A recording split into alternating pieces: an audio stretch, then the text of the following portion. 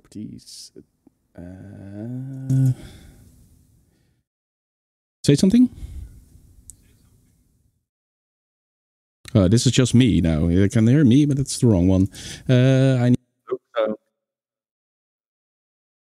Hello. Say something. Say something. Something. We have sound. Okay, now we can just hear you. And well, that's a good thing. now they should be able to hear us all.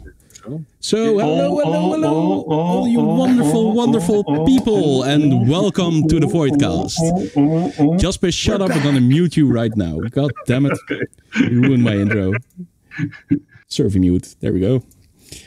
Hello everyone, and welcome to the Voidcast. We're going to play some Dungeons and Dragons, and more importantly, have a lot of fun doing it. This will be the 30th live episode of the Precipice of Dreams. If it's your first time here, welcome, and if you've been here with us before, welcome back. We really appreciate that all of you are coming along on this adventure with us. So we had a bit of a hiatus, and we're back now after a wonderful summer in which we did multiple things. But yeah, we left you in the dark, and now we're back with our light, so to say.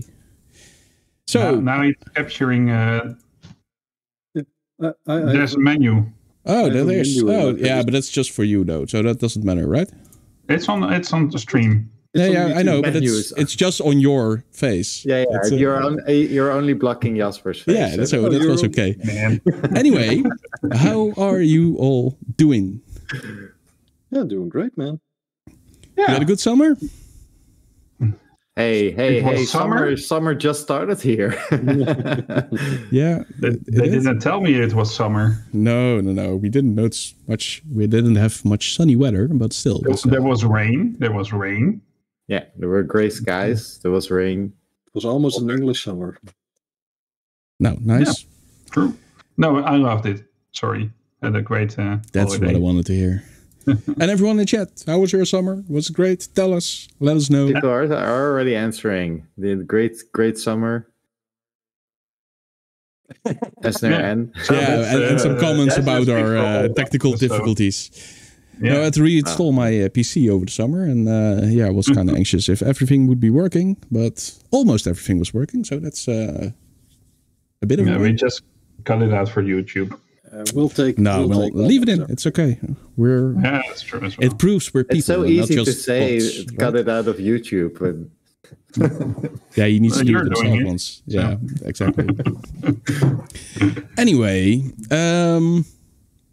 let's get all the official stuff out of the way. So, Michel, wanna start off? Yes, we have social media, and you can find us there, and there's stuff there for you to enjoy.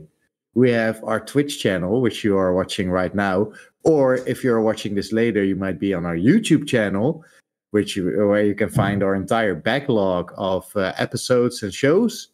Then we have our Instagram, where we post all our artwork and our ads and the latest news. And we have our Discord server, where you can join and hang out, and also have one place where you can find all that stuff, our videos, our live streams, our artwork. So go over to your favorite social media, follow, subscribe. It really helps us out a lot. With your help, we can continue making these shows, which we love doing. Speaking of which...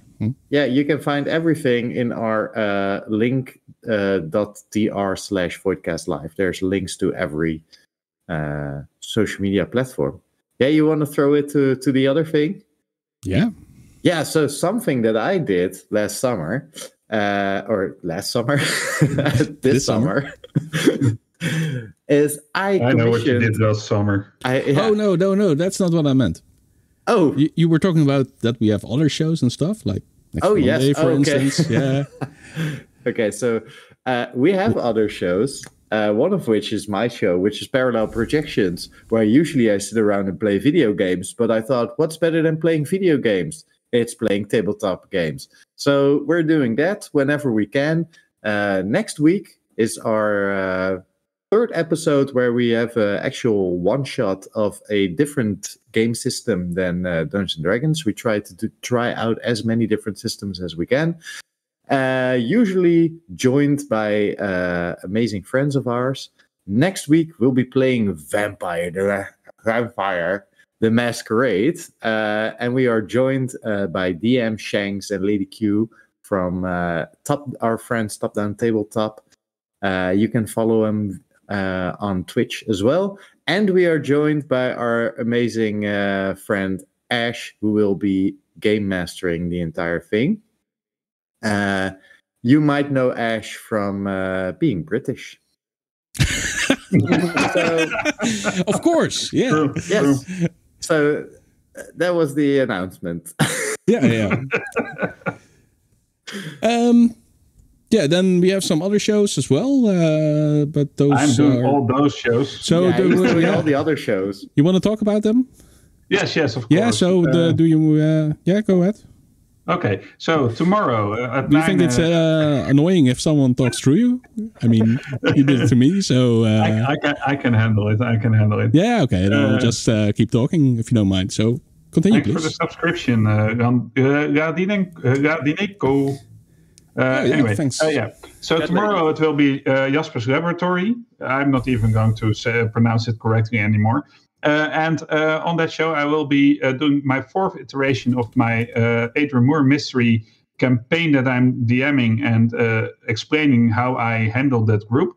It's kind of advanced Dungeon Master stuff, I think, but it's certainly excellent to watch just to see where you can go with being a Dungeon Master in the long run, and you might get ideas for when you're just starting out. So please join me there. And I'll be discussing adventuring in a city, what to expect from your party. Sorry to interrupt, but let's get this hype train started, man. Thank you so much, Ladineko, for your and Random Anati for your support. Yeah. So awesome. I feel so interrupted. I feel so violated by both of you. It's annoying, right? But I guess it's okay in this case. And Ben. Okay. Anyway. Now I don't know what I was saying. Oh, yeah. Okay. So city adventuring. What should you do? What should you prepare? What should you just leave off the table? So that's the thing I'll be doing tomorrow. And then next week it will be another Talking Void. The question will be, I said it would be announced still, and I forgot to put it on anything. So it is, what custom class feature broke your game and made it so much better? Or made it so much better, sorry. So it's a bit of a weird one again, but I like weird. Right? So, and my special guest will be... I have no idea. I have no idea. Come on, people. Let's get this hype train, man. Come on. Now he's talking about the hype train again. Anyway, I will have a guest. I think it's Jin, right? No. Yeah, it should be Jin, I think. Could be. Yeah. Looking forward to it. Yeah, now that you know that you will be on our show. Yeah, that's going to be another 3-hour episode. We'll keep it near the 2 hours, but 3 is still near 2 hours. So, always like to talk a lot in that show and have some shenanigans going on. Anyway, thanks for giving me some time to talk on this wonderful show, Roger. Oh yeah, you're more than welcome. Then one more thing, and then so Michel, you started talking about it already, but I'm just really excited for the hype train, and I'm trying to find it, but Twitch is blocking my subscription thing with the banner for the hype train. I don't know if you have the same, but wait, I found it. I can do it. Yes, I will do it like this. Wait 1 second. Well, I mean, I was trying to do this and try to get the hype train going. Thank you all for your support in chat. Yeah, it's awesome, man. Thanks. Yeah. There we go. Yay! All right. Well, let's talk about what I was trying to say earlier, which is that in the summer I commissioned a piece of art by an artist that I really like and have followed on Instagram for a while now.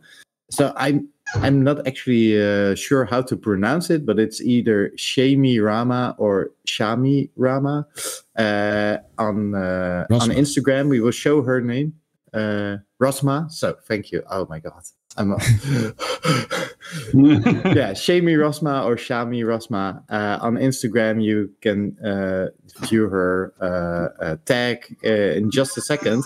And I commissioned her to do a piece on Altleaf, and I'm really excited. I love her work, and I love what she did with Altleaf, and I want to show it to all of you. So our good DM prepared a slide for that, I think. I can press a button. Do you want me to press the button? Yeah, press the button. Show the art. Yes, show the art. The button press.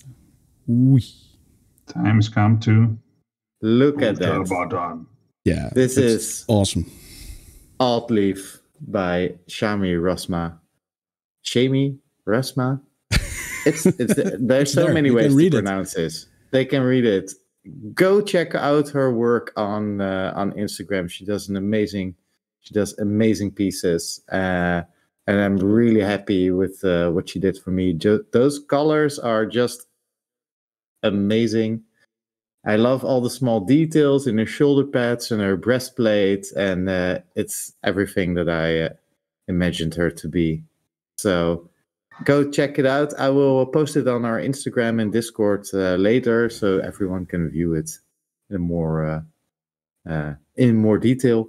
And in the meanwhile, go follow her, give her a follow on Instagram. Yeah, awesome. That's it. Yeah, it looks really great. It's not to devalue our own in-house. No, not at all. But I love to see as many interpretations of characters and places. I love art, so yeah. Yeah, and still recognizable as Altleaf, even though it's completely different than what Eric drew, which is cool. I really, really, really love the alternate art for Altleaf. And if anyone does want to make alternate art for any of us, come on. Oh yeah, fan art. Give us fan art. Cool. Make some awesome fan art. Well, I would just call it art. Yeah, art. Yeah. It's also arty-farty around here. Yeah. I love it. Also, thanks Naruhiko for the sub. I told him in chat already, but yes, Poggies. Thank you. He knows Thank what I you, mean. Everyone, for the continued support. It's so awesome. Choo-choo. Great to see everyone here for our first stream back. And we've been talking for so long now, I feel. It's already time to play, because I'm excited to be back, but I'm also super excited to just play again. Yeah. So we have an outdated intro for our campaign, right? Wow. Well, it's not. Do we? Yeah. Here it is.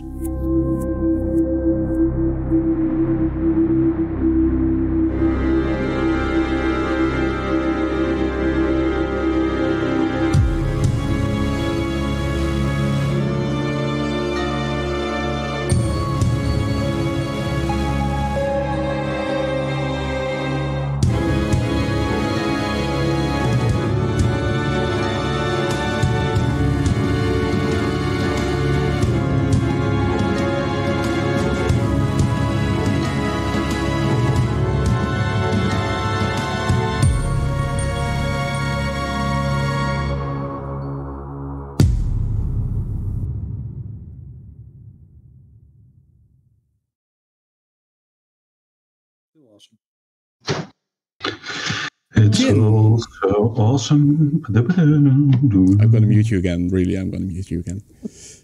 Jin, would you like to tell us what happened last time? Well, a lot has happened. Good things and bad. To sum up the bad, we lost Thomas, our hero and protector. We went to another world to save the druid, who is called Sam, only to lose Thomas and Petal's mother before a part of the dream world that we were in got swallowed by Okul. Sam was barely able to save the rest of the dream, and then suddenly we were home.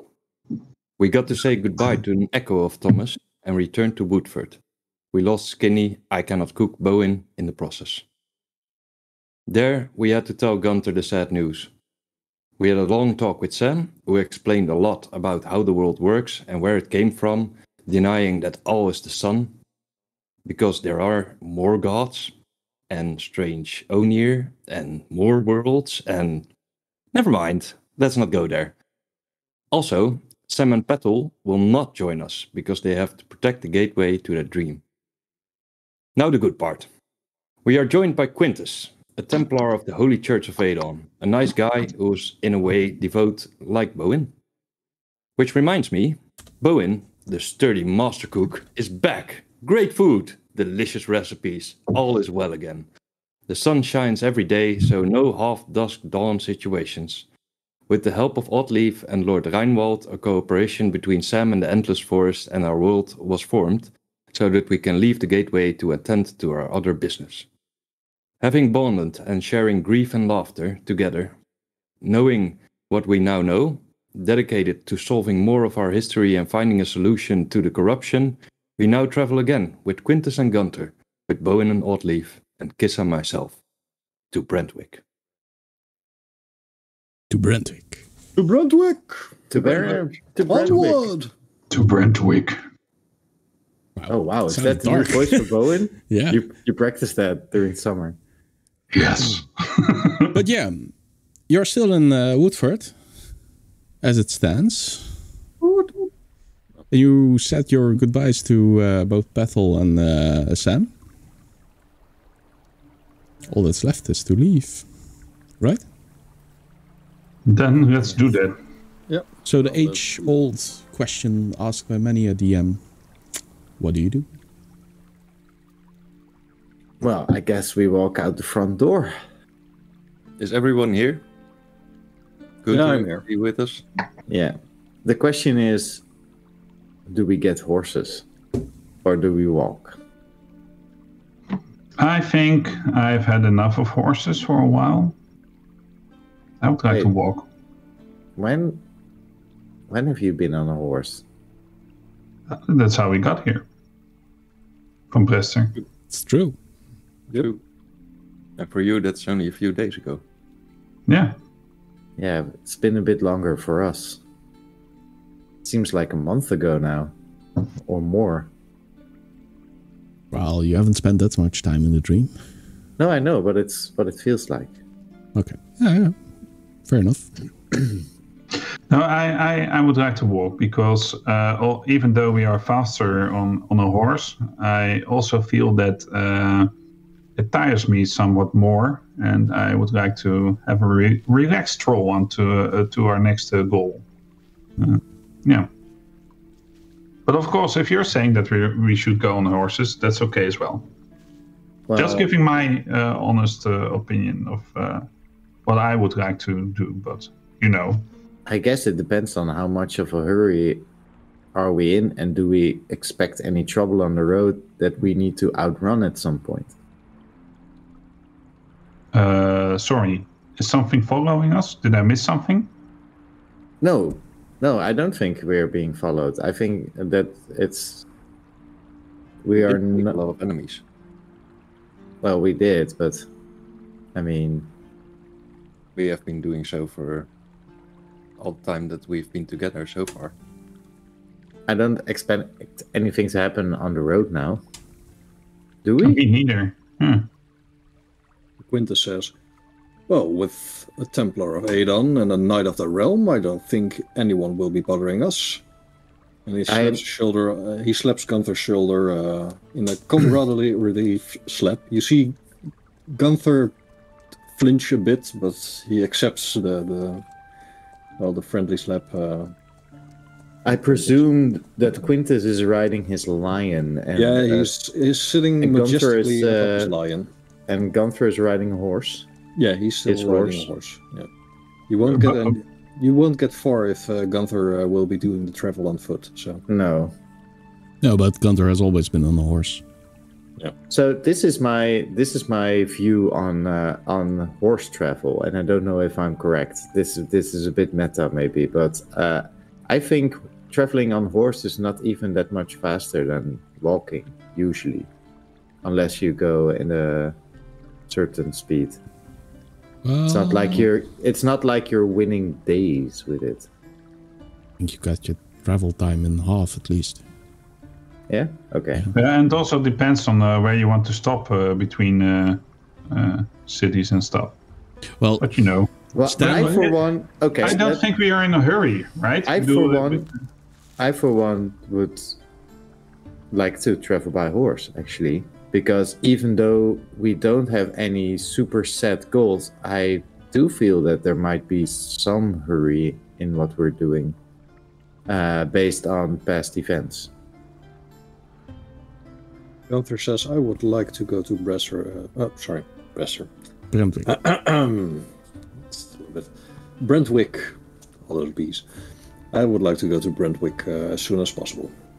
Bees? Where? Oh, okay. Well, I'll, you know. Gunther, do you think it's possible to get the horses that we used to get here?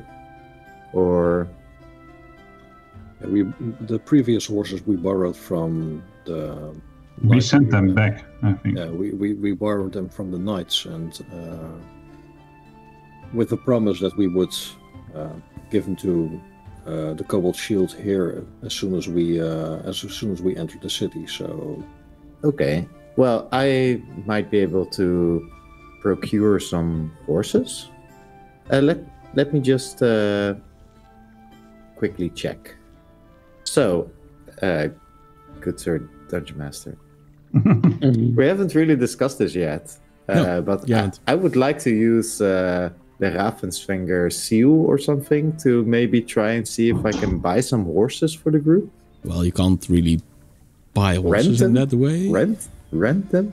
And I'm not too sure you have the money on you. I mean, you are a rich kid, but you didn't bring a lot of money when you set out. He wants to use the seal. I want to use but you do have good connections with Lord Reinwald here. I do. So you could petition him for some horses. Another option would be the Cobalt Shield again and ask them for horses, even though in Stendhal there isn't a Cobalt Shield garrison, but there is another knightly order based there. I'm kind of blanking on which one it was. But the knightly orders are all friendly to each other, so... Yeah, no, I think I'm Crimson Sun. First. Yeah, I'm going for the first option. I'm going to talk to... also, Stendhal is about a day's walk. Like, if you leave in the morning, you'll get there by evening. Okay. So about half a day with a horse, right? Yeah, more or less. But... I suddenly understand that Sir Gunther might be a bit lacking in the constitution part of making a day's walk. Sorry if I'm wrong, Gunther. He has his own horse already. Yeah, Gunther. There's already two people on horseback, on mounts. Let's get a horse. Solwyn can fly, so we actually only need two horses. Yeah, you're right. One for Bowen and one for Oddleif. I'm still trying to picture how you would get a horse with a seal. Look at the pretty seal. Well, don't you know what a seal's worth? I mean, come on. We're in the middle of the woods. They're kind of rare over here, so trading a seal for a horse isn't that bad. Wow, this is going all directions. Yeah. That's a Dutch saying, by the way. That's going all directions. Gaan kant op. But, it translates somewhat. Anyway, yeah, I mean, I don't really have to need... I just want to go. So if the DM's fine with it, I just want to go to the Lord. Yeah, well, let's skip over the whole conversation a bit. Lord Reinwald eventually agrees, but he is going to charge your father for them. Oh, yeah, sure. So at some point you might have to explain to your father what you're actually doing over here, because you left the island and didn't say, I'm going to Well, I think as soon as the trade arrangements come in for trading with an otherworldly thing, I think my father will be most pleased. Yeah, but still asking questions, because you're set up trade arrangements, and then got the hell out. Usually a trader stays there to oversee the whole arrangements, but that's why we send a message to my younger brother. Yeah, I know. It's fine, but you might have some explaining to do. In the yes, no, I totally get it. Yes. So, okay, I return with 2 horses. I assume. Yes, 2, because that was enough, right? So what kind of horses did we get? So sewing, you don't want a horse? The runs of the litter. No, just normal. They're usually used for the hunt, so they're actually quite agile in a way. They don't have any barding or something like that. They are not war horses, so please don't take them into combat. No, I won't. So can I choose the color of my horse?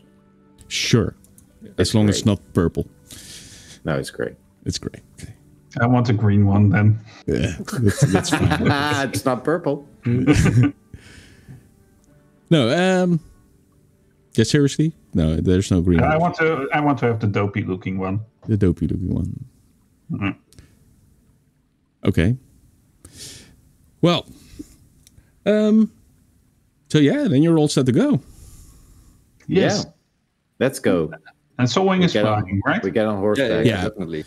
So as you pass through the gates of Woodford on the other side is where you came in, leaving the forest behind you, Solwing takes off and gets a bird's eye view of Woodford and the whole forest behind it. And would you like to know what that looks like? Yeah, I would. Yeah, because I got a tiny surprise for you guys. If you direct your attention towards the stream.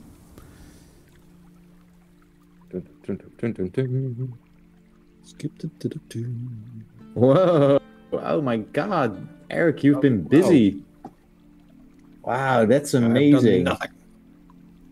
So cool. That's really, really cool. That all right, with the large tree with the temple around it and the open square in the middle. That's cool. Eric, this might be even a little statue in the middle of the square. This might be your best work yet. That looks absolutely amazing. Yeah, it does. Wow. I'm happy I'm seeing this.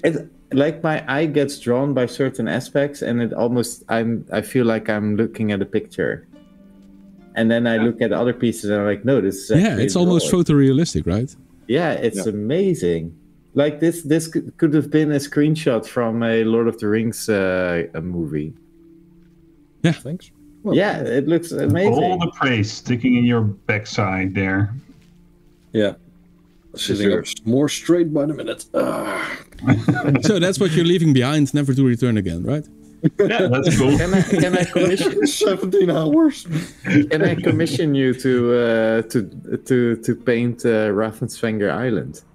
Oh yeah, I can make Ravensfinger Island in the future. That would be awesome. Great fan art. Eric, hold my beer.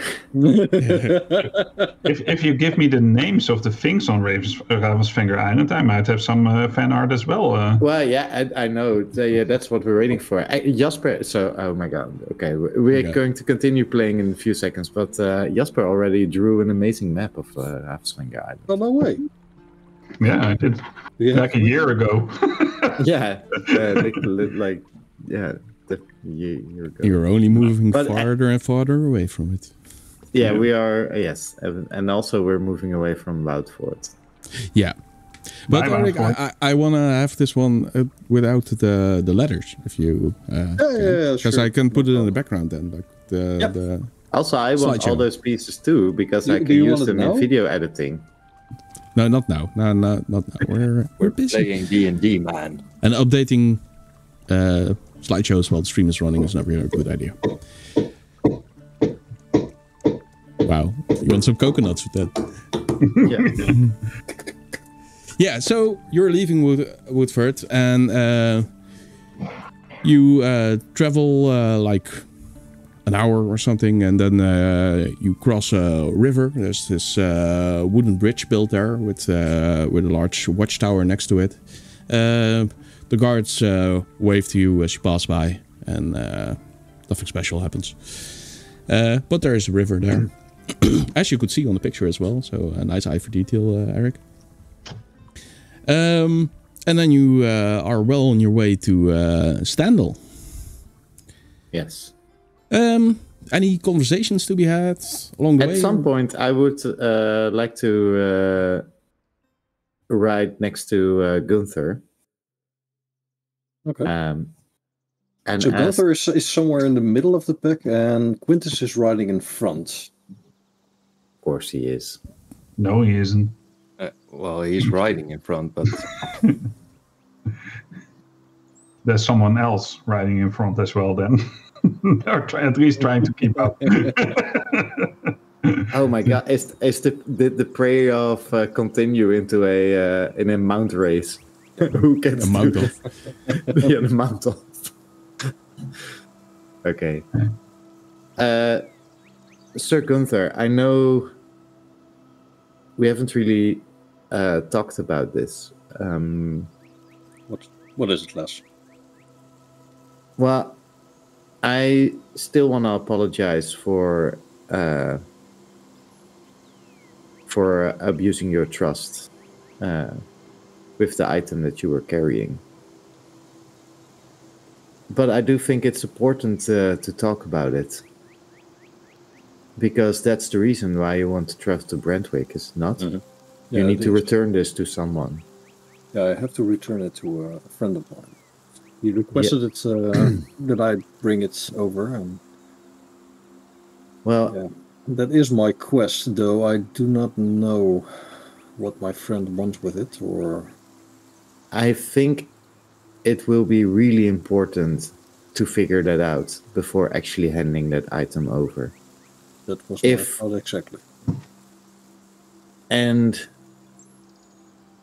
I know you have no reason to trust me, but we might have to not hand it over at all if we and keep it.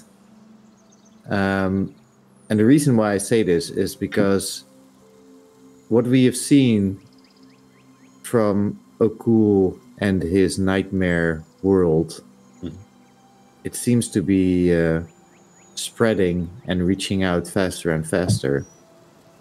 And the shard is, at this point, the only route into that world, if we ever need it for some reason. I don't know, it can be used as an escape if something terrible happens while we're doing something. How weird. I mean, I know it sounds weird to escape to that world, but it is such a powerful artifact, is what I'm trying to say. We've traveled to the to the dream, to the endless forest, by a portal that's static. It's there in the world. You can't take that with you. This is a portal that we're actually carrying with us. And that's what scares me. Yes. And that's why we should know absolutely sure what your friend wants with the item. If he knows what the item is, I think that's already a reason for a lot of concern. People know these things exist, and they need to know, they probably know more about Okul or this world, and we need to be very careful. And we need to figure out what they know. Well, my friend is not the only one who knows that we carry this item, because we were attacked by the brigands in the evening. Yes, and that's something that scares me as well, because why do they want it? What do they know about? What do they know about the item? What do they know about the world? What do they know about we can figure these things out together, and do not apologize for damaging my trust, because I still trust you, Atleaf. Everyone makes mistakes. Wow. Jasper's face on that remark. Everyone makes mistakes. And he looks intentionally to Bowen for a second and then looks back. He's not hearing it. So. But let's keep this from Quintus as long as possible. I don't want Quintus to know about the shard just yet. I agree.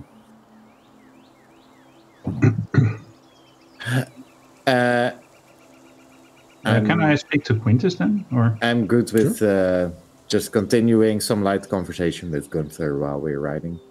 Okay. Quintus? Brother Bowen! Oh, man.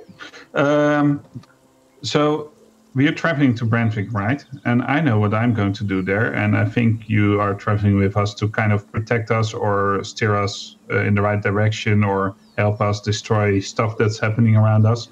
But actually, when we are there, well, we still haven't decided what to do. But for some, it would have been our the last occasion that we would have visited together. Of course, now there's a lot of other problems that are popping up, and maybe we will continue our journey in some other way. But what's your view on that?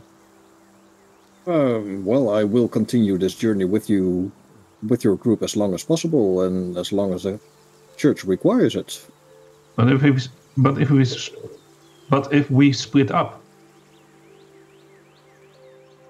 I think we will get there when we get there. Let's not concern ourselves about that right now. The church has put me on this task to protect you and to, assist you whenever I can, so I'll just do that. Okay.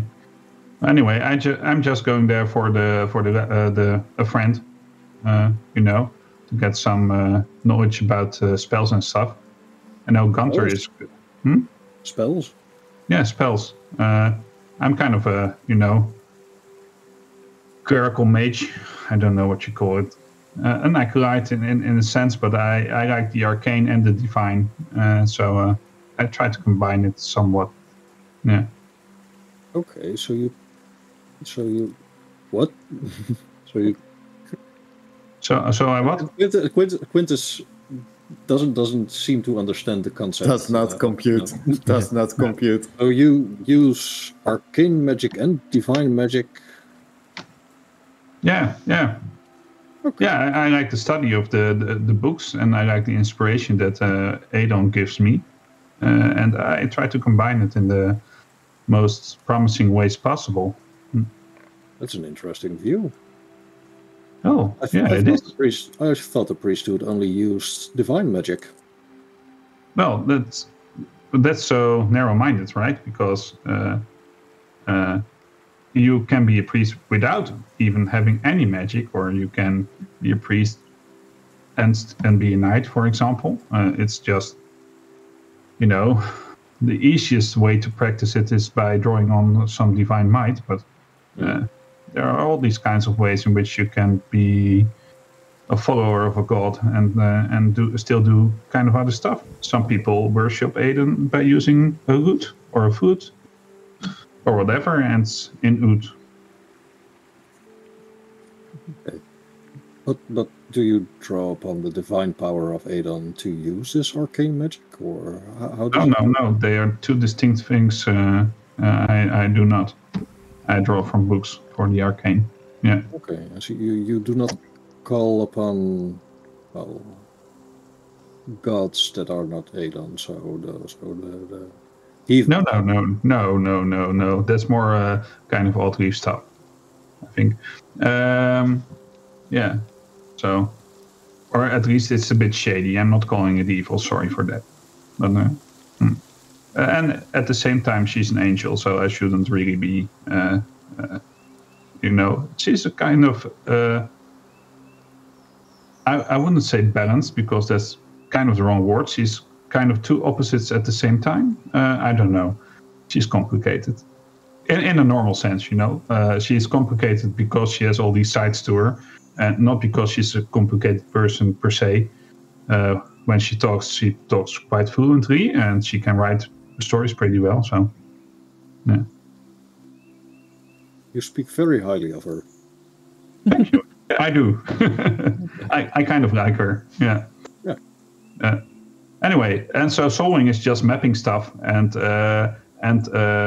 Altreef is, I think, she's searching for information there. Then of course Gunter is bringing the evil piece of glass over there. But then, in the end, Sorry, I need to react to this, but I need to suppress my laugh.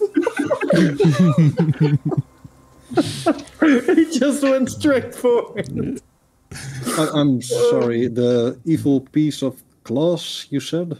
Yeah, it's nothing. It's not important. It's just a thing that transports you to an evil dimension. But then our goals might be fulfilled. That's what I'm trying to say. So I don't know. Maybe you're right. Maybe we should just consider what's going to happen when we are there and not make a problem out of it beforehand. Won't make any trouble. Why is everybody on mute? Oh, because I think I... Nothing here you again. What's happening? Yeah, we don't know. Just continue. It's fine. Yeah. Nothing happened. Move along. Quintus just stares in front of him, quite shocked and amazed by everything you told him, and he doesn't reply for a couple of seconds, and then he says, "This is all very interesting, Bowen. Tell me more about the glass."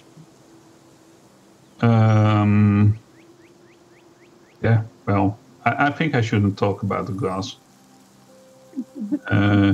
Because I think I've kind of learned a couple of things on this journey, and one of these things is that don't talk to near strangers. Okay, I'm getting familiar with you, but with people who are not part of the group about things that are really very important to the group and might be disturbing to others because, evil monsters. And so I'm not going to discuss this anymore with you. But if you want the truth about the glass, just skip it. I think it's not important at this moment. It's as you said. Let's go to Brentwick and see what happens. Okay, then let's continue our journey. This will be a very interesting journey indeed, he says. It has been up till now, all these things are happening to us, and I don't think it's random. He looks with a curious glance behind him towards Altleaf and Sir Gunther, now in conversation with the conversation that we just had. Okay, well, nice talk. I'm trying to be friendly to you. And I will be friendly to you, Brother Bowen. That's nice. In a way, you're doing that better than the last guy because he kind of didn't like me at all.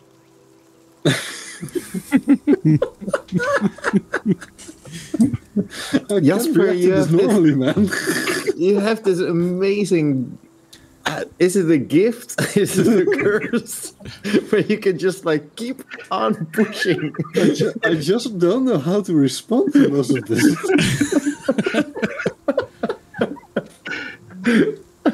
I think it's really Bowen kind of thing to say. So just smile and wave. Well, so we continue our little talks in front of the group. Does anybody else want to say anything? Because I can't keep a straight face. I'm sorry. Solwing, are you flying high or low? It depends a little bit on the area. So if it's hard to follow the road because of the woods at the start, I'm going to fly low to make sure that I don't. No, yeah. It doesn't. As soon as you pass the river, you're in more open fields. I mean, there are some trees strewn about everywhere, but it's more or less grasslands as far as you can see. It is kind of a cloudy day. It's somewhere halfway through the fall already in the season. It doesn't look like it's gonna rain, but you never know at this point. I'm just going to I need to fly high a lot of the times because I need to make my maps. But if we have clear areas, then I can just follow the little wriggly road from time to time. And then, like every hour, I will fly down a little bit to see where the party's at. And I think after about maybe 4 hours or so, I'm just going to fly a little bit ahead and stand on the road waiting for them. And then when they arrive, I say, dinner time, or lunchtime, or whatever is the best name for the meal.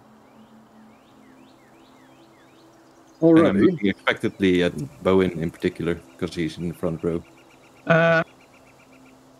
Well, I guess it's a kind of time. Yeah, right? Let's start cooking. Yay! But we'll be a few hours in. Yeah, but it's still some ways off. It's not like we're going to be there in an hour. And I'm hungry. I think we are going to be there in an hour. Yeah, we can stop for lunch. If you say so. And Quintus dismounts.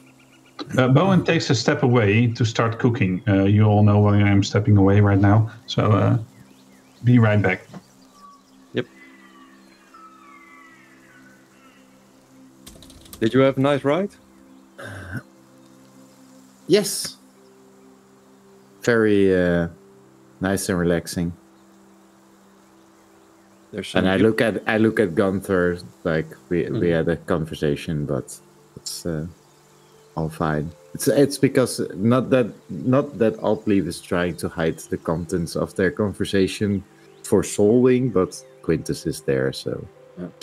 Sir Gunther asks if one of you can help him down. He clearly has some trouble dismounting his horse. I'll help him down. Okay. As much as I can. I'm not super strong, but I'm tall, so he can lean on my shoulder and while getting off. He almost falls down halfway dismounting his horse, but he composes himself and he stands proudly next to you. He coughs inwardly, so and he wipes away something from his beard, and you can clearly see a bloodstain on his hand. Yeah. I see your condition hasn't been healed in the time that we were away. Oh, nothing to worry about, lass. Come, let's look for some dinner. What's the cook cooking? And he clearly ignores the rest of the conversation and walks over to Bowen. I'll accept that for now. Get over to the campfire as well and just sit down and wait for Bowen to finish the lunch. I walk up to Quintus and I say, nice people, aren't they? Hey, they're very interesting. Especially Bowen. No, but I was more talking about their characters. They're nice. Yeah. They are very nice. Yes, they are very nice. They are very welcoming and open, and I feel very welcome in this group, he says. Well, you'll feel even better after you tasted what you're going to taste right now. I hope so. Did you see anything interesting up there? Yeah, actually, the bridge was really nice to see, and there's like the moment the forest turns into grasslands. That's one of the pretty views that you get. It's really a shame that you can't fly. Yeah, it is. But hey, everybody has something that they can be proud of. I really wish I could fly, though. Yeah, I can understand that. Like, I wish I would not be so scared of water. Water is nothing to be scared of. Unless you're wearing full plate armor, then water is something you can be very scared of, but... Yeah, it's the drowning that gets to me. Don't worry, I will fish you out of the water when the time comes. Solwing, if we ever get near my island, I can try and teach you to swim, I think. And there are some sites below water that I really would want to show you. I think you would find them very beautiful.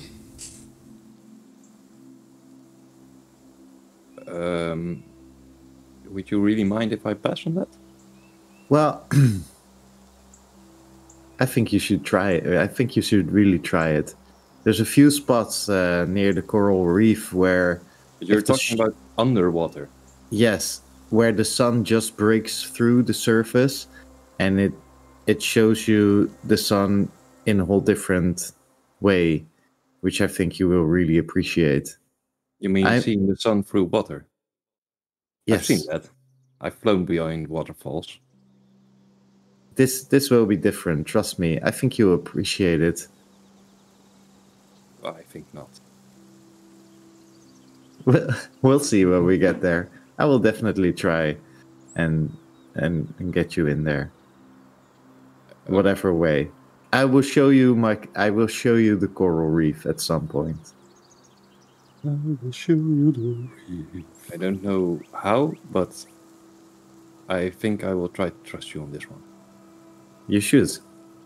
As long as we don't have to get underwater, then it's okay. Well, I can promise that. The coral reef is underwater. But it's the most gorgeous and colorful thing that I've ever seen. So I don't know. If only there was someone who could create some piece of art that would show this coral reef and island. I don't know. That would be awesome. Many people have tried, but none have quite gotten it just right. It's seeing it for yourself is just the best. It's amazing. Although That's amazing, man. Hope you can find an artist. Yeah, and seeing it recreated would also be really interesting. Yeah, but it will still not excuse you for not going into the water. You're an air breather, right? Yes. What's wrong with you? Well, there are many ways to dive underwater.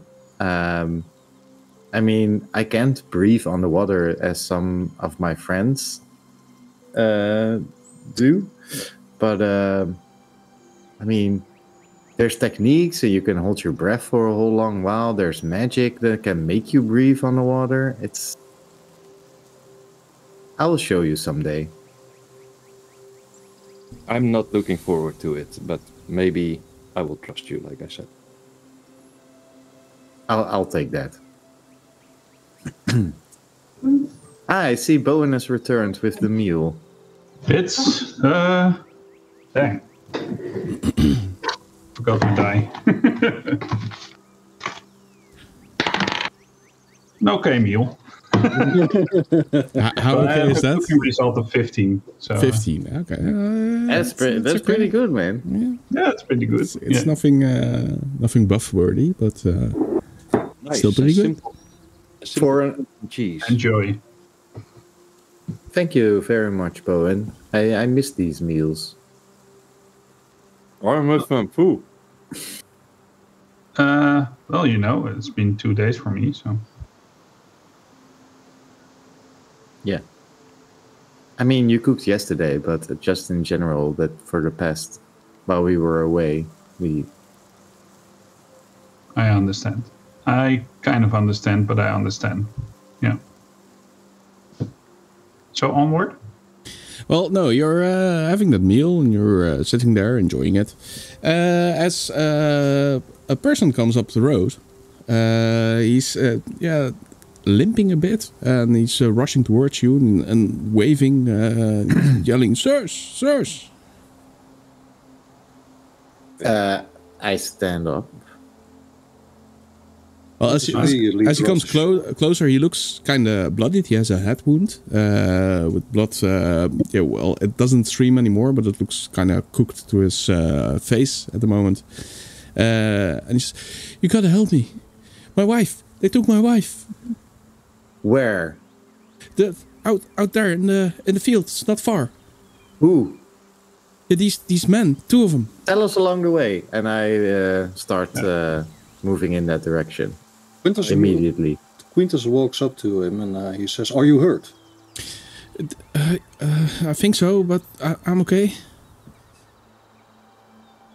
Here, the light of Aedon shines upon you, and he touches his forehead and he heals any hit points that he has lost. Oh, well, subscribe to from your Leonance pool. He winces as it happens, almost expecting some bad stuff to happen, but the wound closes up and disappears.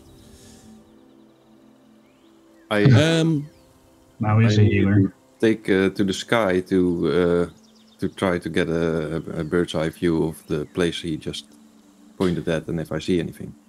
Well, it's kind of it's kind of cloudy, so you don't see that far, but you can make out at least 3 people in the distance. Then I shout down, he's telling the truth. I see 3 people in the distance. Okay. What does the man look like? Is it a peasant? Is it a rich noble? No, he looks it looks more like a peasant. He's just wearing a simple tunic and simple pants, some open shoes, and he looks kind of dirty in a way, but that might be because he was lying on the floor a short while ago. Just the way Quintus said peasant. Spoke of it. That takes me to the next part. Is it Quintus a rich person or is it a peasant? Yeah. Eric? So that takes me to the next part. Quintus says, "We will aid you, peasant," and he touches him on the shoulder, then looks to his hand, wipes his hand a bit on the side of his tunic, and then mounts Aegis and runs forward. Okay, what about Gunther? Gunther tags along behind. He tries to mount his horse and try to tag along, but the rest of the group is already leaving. And he says, "I will remain with the good sir over here. I will protect him," he says. And I'm afraid to ask, but do you stay together? Well, actually, I before let's decide that, because I shout down, "Oddleaf, do you want me to go ahead and try to stall them?" Well, yes. Try and stop. If you can stop them from taking the man's wife, then okay. Oddleaf is not walking over. She's like rushing through the forest in the direction that the man pointed in. So Solwing is kind of very uncharacteristically eager to enter combat. Show him the card. Show him the card. I'm not. Yeah, someone in chat says. Don't split that card. Yeah, it's actually no. I don't have it anymore. At least it's not here. It's on. We can do it in our D&D room. I ripped it up the last time I saw him. No. It now it's at the D&D room, the table. Since we can use it again, my dice are over there as well. At least those dice. I still have dice. I'm a good DM. Quintus is used to traveling with a military group and moving in formation, so he does stay. He does try to keep up with Oddleaf and try to stay at her flank and tries to stay with Bowen at the same time. So he's not used to this ragtag kind of combat, but. What happened to my camera though? Oh, why so blue? Blue. Yeah. Since I waved around my dice, it's something. No, I feel a bit blue, guys. No, it's still there. Still blue. Damn it! It's something. Blue. Still blue. No, it's still. But I still have my purple lamp over here. This is purple. No, it's not. Well, this is weird. There's something. Let's not I think worry about Discord that did now. something maybe with the color filter as soon as you showed that brown. The brown dye. Yeah. I'm just going to walk up to the situation at a brisk pace. Yeah, but I fly ahead. Okay, DM Elsa. I'll fix it in break. I hope. We'll fix it in post. Yeah.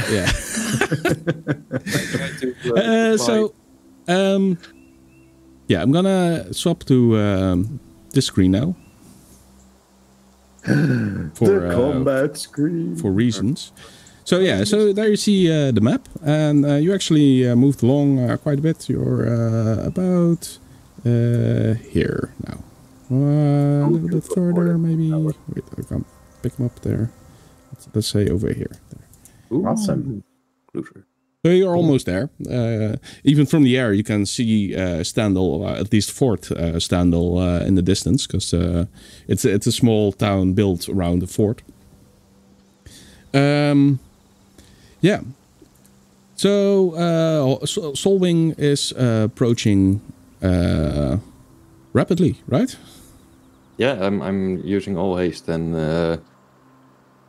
no difficult terrain or anything, unless it's So why really isn't windy. this working then? Oh, there you go. Well, let's say I activate this one. And we have Solving over there. And I need to drag the map a little bit so the stream isn't looking at a black thing. The return of Susan. Oh, it's Susan. Yeah, I know, right? The helpless female. So Susan is... We have to save Susan. Susan is back, everybody.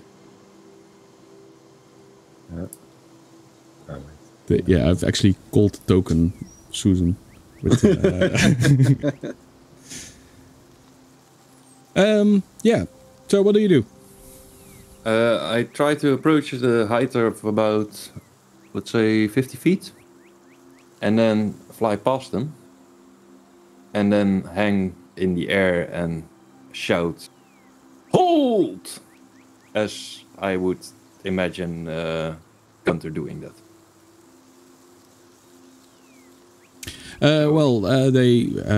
They're dragging her by her arms. Oh, you're gonna go all the way to the other side. That's... Yeah, because I'm going to be in front of... Why do you guys always seek the borders of the maps I made? That's so annoying. Well, I mean, clearly he's cutting them off in this case. Exactly, that's what I was going for. Yeah, but at first you guys said, yeah, Ro, you need to make bigger maps. So I made bigger maps, but still you go to the borders. So. Anyway, yeah, it's still 20 by 20. And I don't know. So if he is flying there, are we entering the map on the southwest side or something? He is a lot quicker. So let's go over what happens then. They stop, but they are carrying her. The green token pulls out a short sword and puts it at the throat of the woman. I said, "Stay your arms, you are in grave danger." "Don't come any closer," he says. That will be acknowledged for now, but could you leave the old sir and the lady out of this?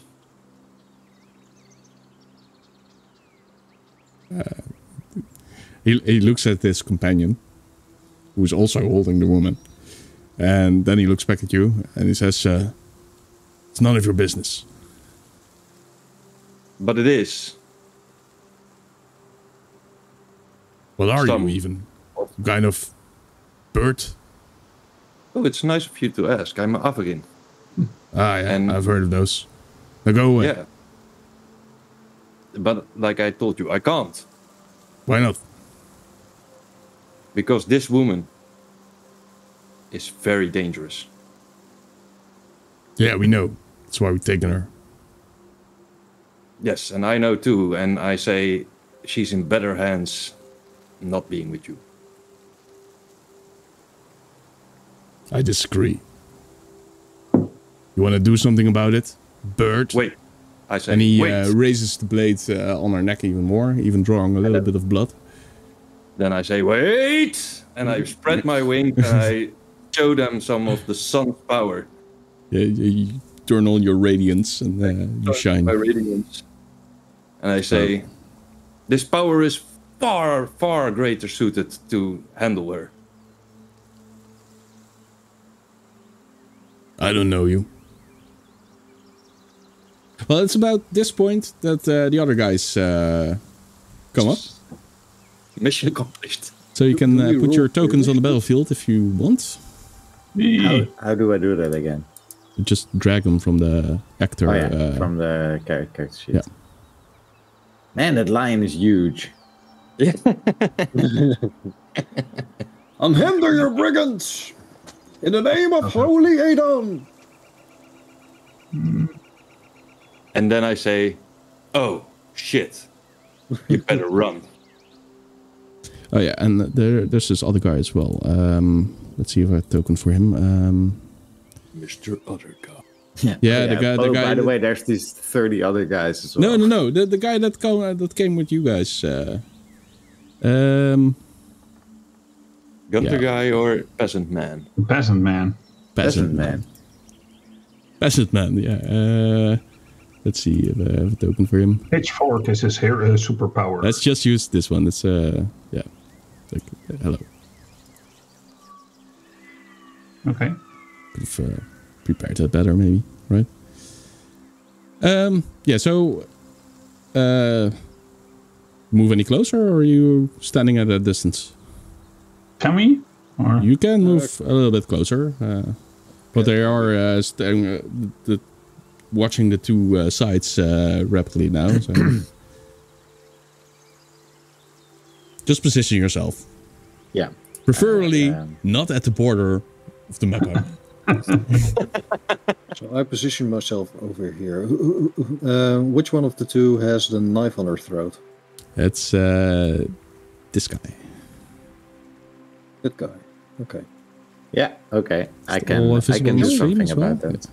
Yeah. Can we cast spells, or do we need to enter? Then we're gonna do initiative because they're really eager to go. Yeah. Well, so am I. So let's roll that initiative. Before we start combat, does any one of the brigands or the lady wear any Aedon marks of Aedon? So an Aedon necklace or make a perception check. And actually, can you describe them? Because I'm seeing the tokens. But, Sorry, yeah. Well, they kind of look like bandits in a way. At least those two people. They have, they're wearing leather armor, a bit cobbled together. Actually, doesn't look very nicely kept. The green guy is wearing a longbow on his shoulder as well, and he's holding a short sword now. The other guy is leaning on a quarterstaff, and he's also wearing leather armor, and it just looks. They don't have any discernible markings that would tell them that they belong to a specific group or anything. It's just their clothes look kind of shabby, thrown together. The woman also is very plain. It's a true peasant's wife, so to say. She has this beige colored dress that looks dirty from being watered through the grass over here. It's a pretty tall grass, so the bottom is all green and stuff, and even a bit of dirt. She's wearing open sandals as well, just like the other guy that's following you. He's actually standing close to Quintus. And they look back at you and they say, oh, there's a lot of you now. Let's all just calm down and talk about this. If you want me to talk, I can. And I say, drop the knife. But it's a command, so he needs to drop the knife. I mean, if we're talking, then we're talking.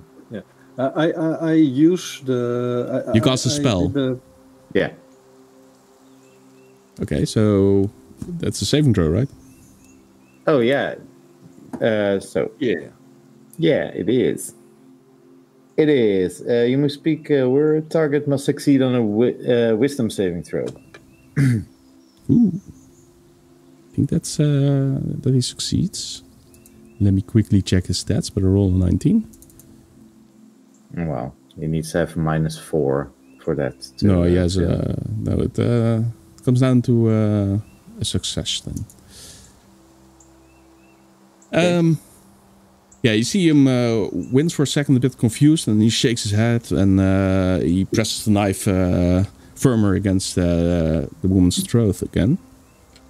Okay, then I use hold person. Can I do that? No, that's a really offensive spellcasting maneuver. Command is a bit more sneakily.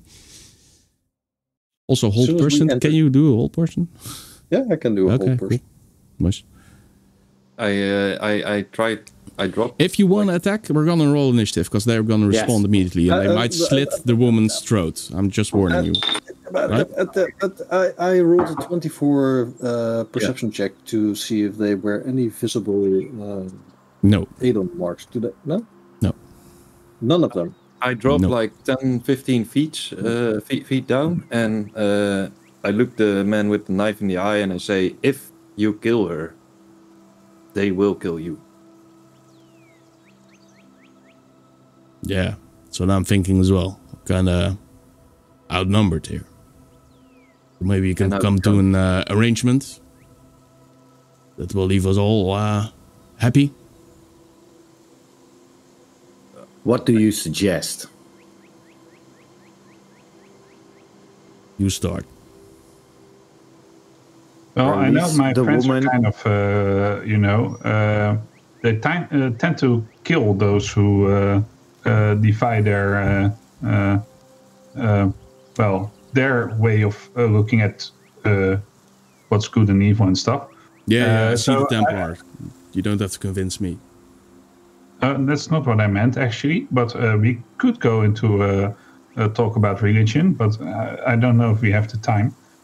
Anyway, I would suggest that you would drop your weapons and just have a simple conversation. And if there's anything that you did wrong, then we would simply... Then I would propose that I bring you to the next town and bring you to some kind of authority to be judged. How about this then? It's better than that. We release the woman, and the Templar promises to let us go. Or you can do that. You release the woman, and you tell us why you were taking her in the first place, and then the Templar can promise whatever he wants to promise. What say you, Templar?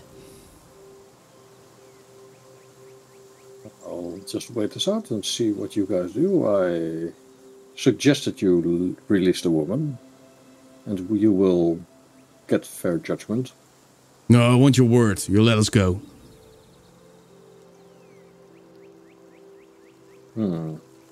Give them your word. You know what's the actual goal here, says Bowen. I mean, aren't we satisfied when she kind of stays alive? Or they say the woman is dangerous. Yeah, well, you're dangerous as well, but that doesn't mean you can't talk to us. He says, what do you accuse this woman of? None of your business. If you want to get out of this alive, I will make this my business. All these threats. Even you, Quintus? Man, you're a paladin. I'm not stupid. I know we're at a disadvantage here. You're gonna kill us either way, unless you give us your word, Templar. Otherwise, we'll kill that woman right here and now if we're gonna die anyway. Okay, I will give you my word. I will not kill you. You'll let us go. Give me your word you'll let us go and won't kill us or hunt us down. It's okay, Quintus. We saved the gal. You can give them your word, Quintus. No. I'm sensing something.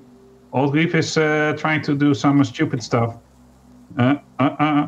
This does not sit right with me.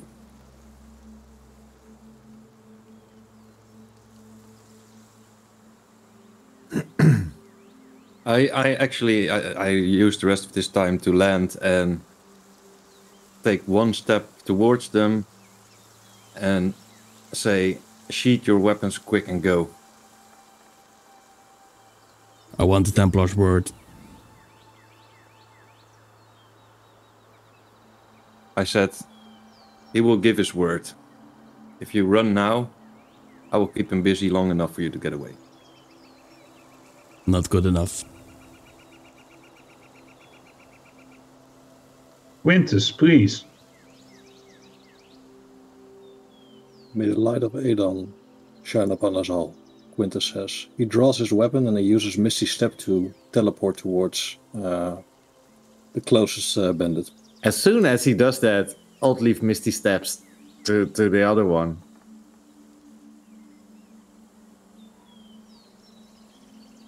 Okay. Let's take a break then.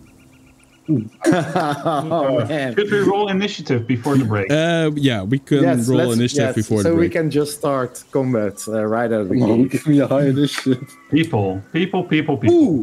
Ooh! 16. Ooh. I already rolled. It's 11 minus 1, 10. Okay, wait. I So need that's- to make a list somewhere. 18. Awesome. The bonus to initiative on both Bowens differs by 10. Oh wait, we'll just put them all in combat, right? That's the way to go. That's the way to go. Do it.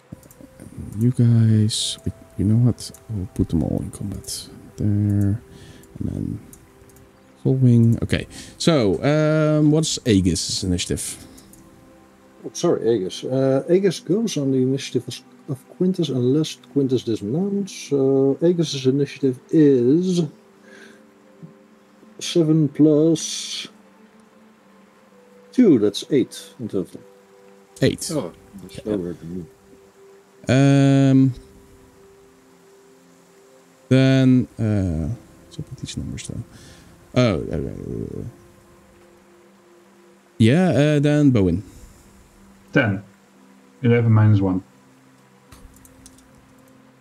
Then Oddleaf. 16. 14 plus 2. Are we doing that now? Yeah, we're doing Yeah, I like it. Oh, you're not called shit. I'm not called shit. That's No, correct. I changed your name into 16. That's another campaign though. That's me. Then Quintus. 18. That's 17 plus Solving. 1, sorry. 9, 5 plus 4. 9. 9. All right. Wow, okay. That's cool. So Quintus and then Old Leaf for the players. Makes sense. That's exactly how it happened.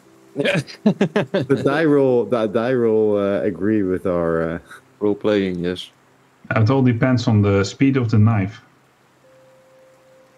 Who says I'm using a knife? No, I'm not saying you are using a knife. No. Yes, it will depend on the speed of that knife. Correct. This will be interesting. It will be. Certainly. But we're gonna take a break first. We'll be back in about 5 minutes. I hope I can fix my camera because this is really bugging me out. Stay tuned. Enjoy the music by Stone Golem. Awesome band. Check them out on stonegolem.nl. And we'll see you in 5. Is this what? No. I'm jealous. It's good. We're so used to the blue that you're looking green now. Yellow? Anyone? No. Yellow? Yellow. They You see call yellow. the metal yellow. Turn off the lamp. No, This is more natural. No. No. Let's Turn go. on the light. Okay, let's go, guys. Yes. Go. Let's go. Oh, comment screen. Oh, okay. Yeah. So.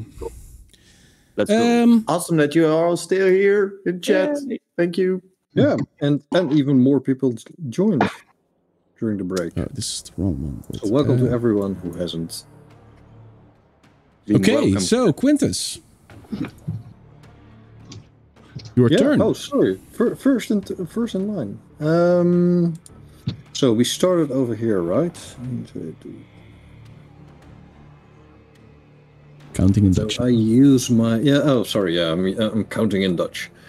I'm using my bonus action to cast Misty Step, and I teleport. Always 1, 2, 3, 4, 5, 6. Right of. What happens? What's happening? Why can't I? Because I think Aegis is in front of him. Yeah, there's it. Let's move him for a second. Yeah, I think I can move up to here. And then I use my movement action to run forward. And I immediately start swinging my greatsword. Excellent. And he screams, "Judgment is upon you, fiends!" And he first attacks the guy who is holding the knife and tries to cut him sternum through 2 head. But let's first try to hit him. Yeah, let's start with that, because So that's a a lot of grandstanding there. Yeah, that's a 17 versus armor class. That's a hit. Hey, awesome. I did use my Misty Step now. Can I use... I'm not familiar with the Paladin yet. Can I use my Smite in the same turn? Yes. The smite's not a bonus action, so yes. Okay, awesome. Okay, so prepare to be smitten! No, it's not a bonus action. But still, it uses up a spell slot, so... There, Divine Smite.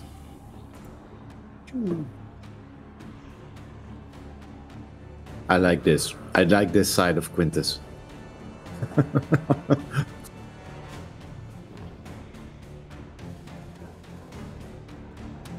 So, what's happening? Yeah, I'm waiting for Roger to pass the judgment. Can I use Smite? Yeah, you can. It's not a bonus action, so you use your Misty Then I Step as a smite. bonus action, and then Yeah. you still use your action. That's 5 on my d6s. That's not.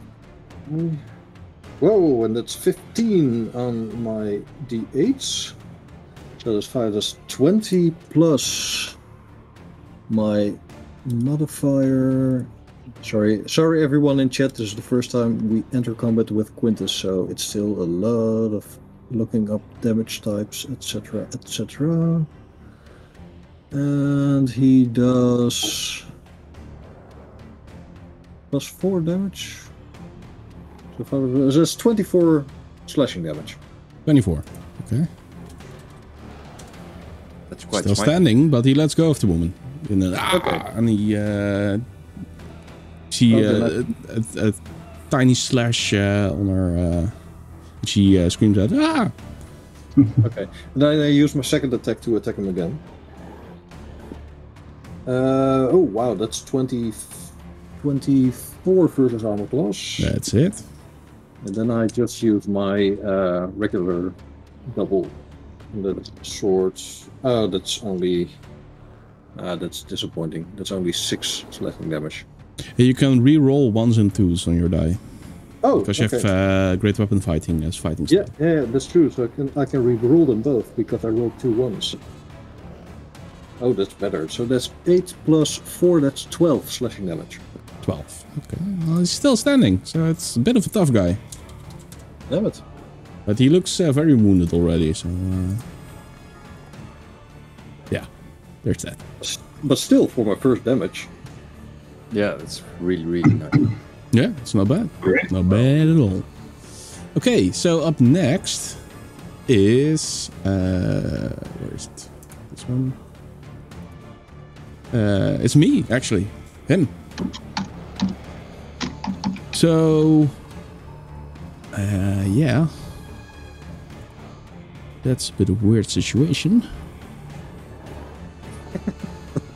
Can you feel it? Well, he uses his bonus action to disengage. He's Okay. 1, 2, 3, 4, 5, 6. He's gonna stand over here. Takes his bow and he shoots at you. But as he's drawing the arrow, you see some blackish, purplish energy come from his hand and extend all over the length of the arrow. So as it comes flying at you, it's this blackish, purplish bolt that comes hurtling towards you. Maybe drop the map a bit. Yeah, I can't. Downwards. There's this one. Does that purple black energy seem familiar to me? Don't know. Make an Arcana check if it's your turn. Oh, if it's my turn. Yeah. Don't want to interrupt the flow of combat. Oh, that's not bad. So that's an arm class of 22. 22, yeah, that's a hit.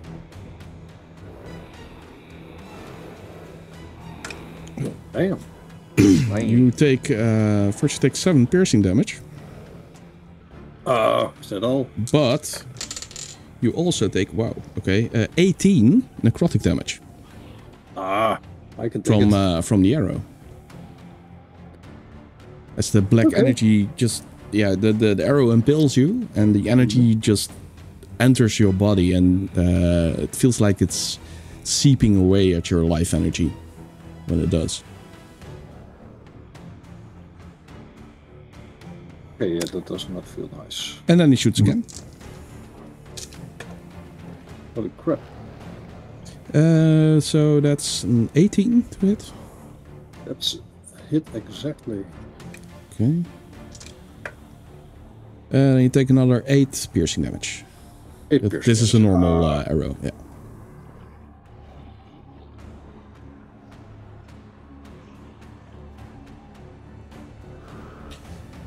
And then we go to Oddleaf. All right. I ask again, do I recognize the purple black energy? Make an Arcana check. No, I'm not gonna. I use purple black energy every time. Either I recognize it or I don't. So if you say that it's not recognizable, then it's Well, not. if you refuse to roll for it, then I'm gonna say no. But Well, no, I just don't think I'm not actively trying to figure out. I either recognize well, it it's or not an Eldritch Blast, so no. It's not an Eldritch Blast. All right. I start a run, and then halfway through, I disappear and then reappear over. I want to step over the. So in my head, she's on the ground, right? When the thug let go of her. Yeah, she's on the ground. So can I stand on her, like over on her spot? No, she is trying to get up. So she falls to her knees and she's trying to stand. It's not her turn yet, but Okay, so I can. So I'm No. just here then. Okay. Here. Then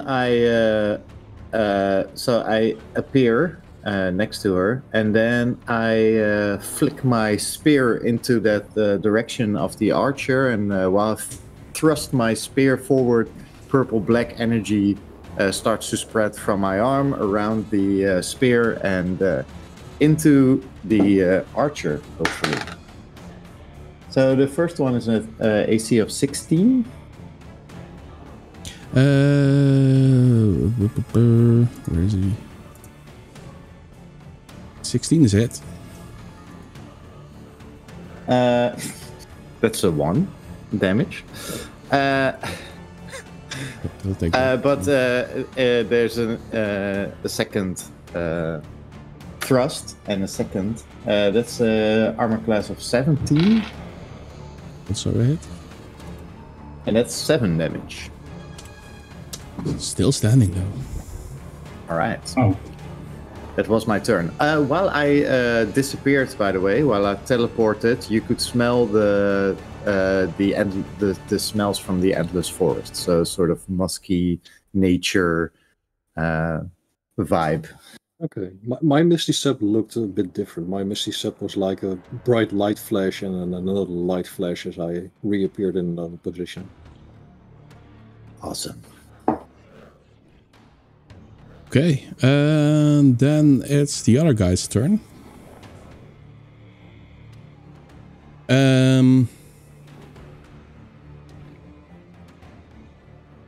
Yeah.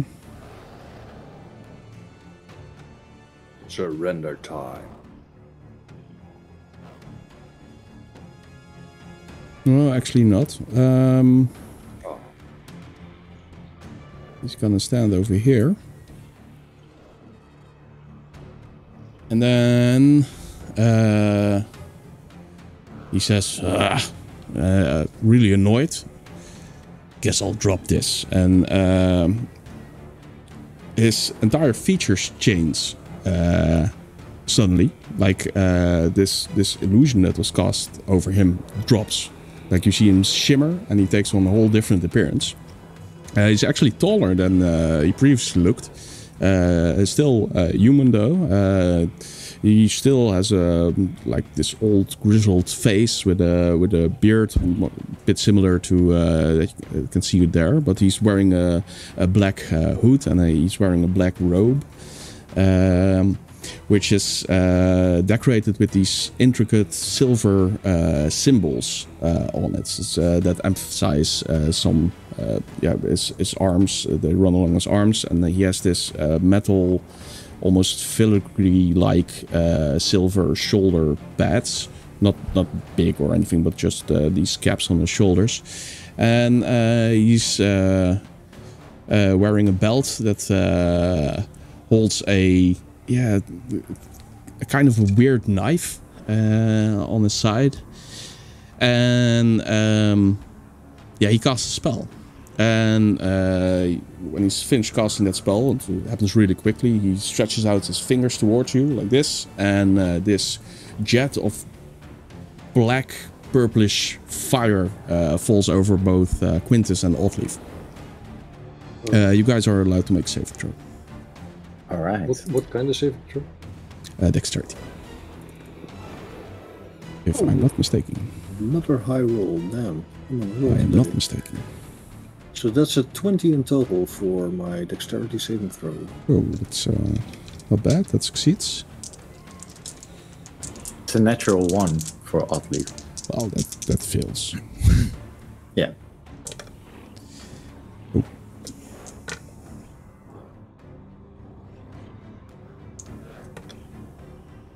Okay, that's not bad at all. And then Oddleaf, you take 22 necrotic damage. No, not necrotic. It is necrotic. Yeah, necrotic. It is necrotic damage. So you have your resistance should work. Yes, so I take 11.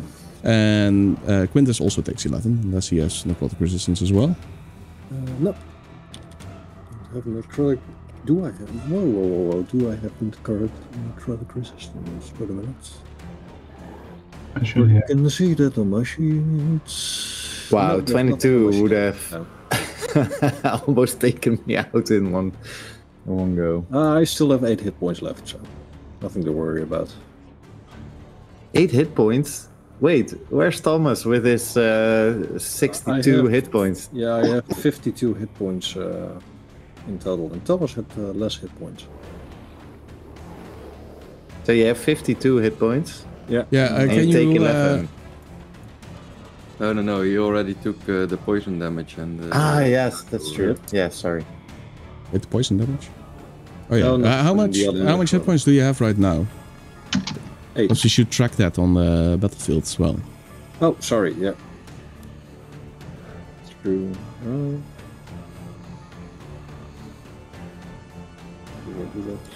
There it is. 8. Okay. Kind of a different view there.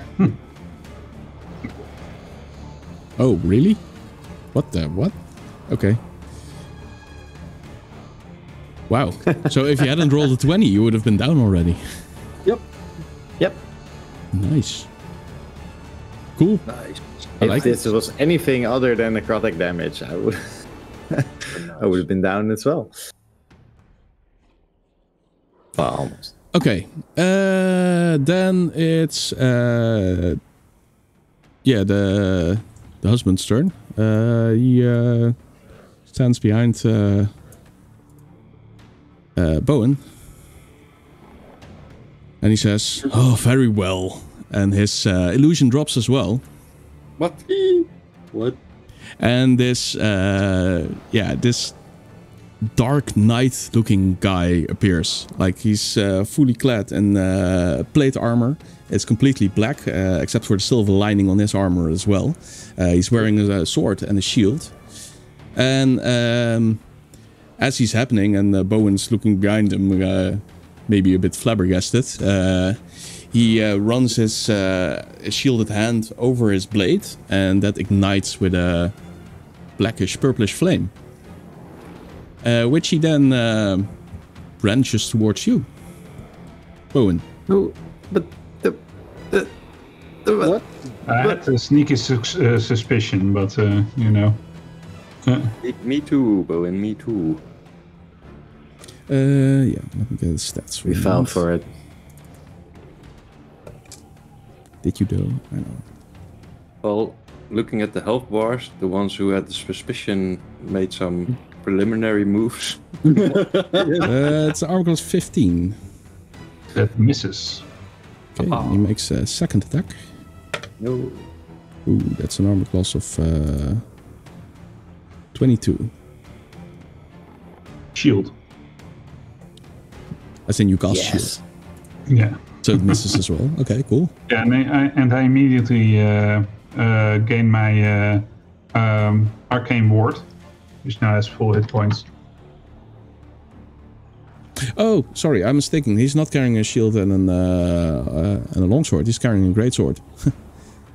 So he holds the blade in one hand, puts his other hand on it, and you see this energy shoot throughout the blade. And then he takes it in both hands and bashes it against your shield. At least your magical shield, and maybe the first time your actual shield. Yeah, true. Yeah, so I first put my shield in front of him, and the symbol of Aedon rebukes the attack. And then when the second one comes down, I raise my hand, and the shield appears, and I ward off the attack. Cool. Yeah. That's his turn. Then it's your turn, Bowen. I say, I look up at him, and I kind of look annoyed, and I say, I wanted to stay out of this. What's happening? And I cast a spell of my own, and this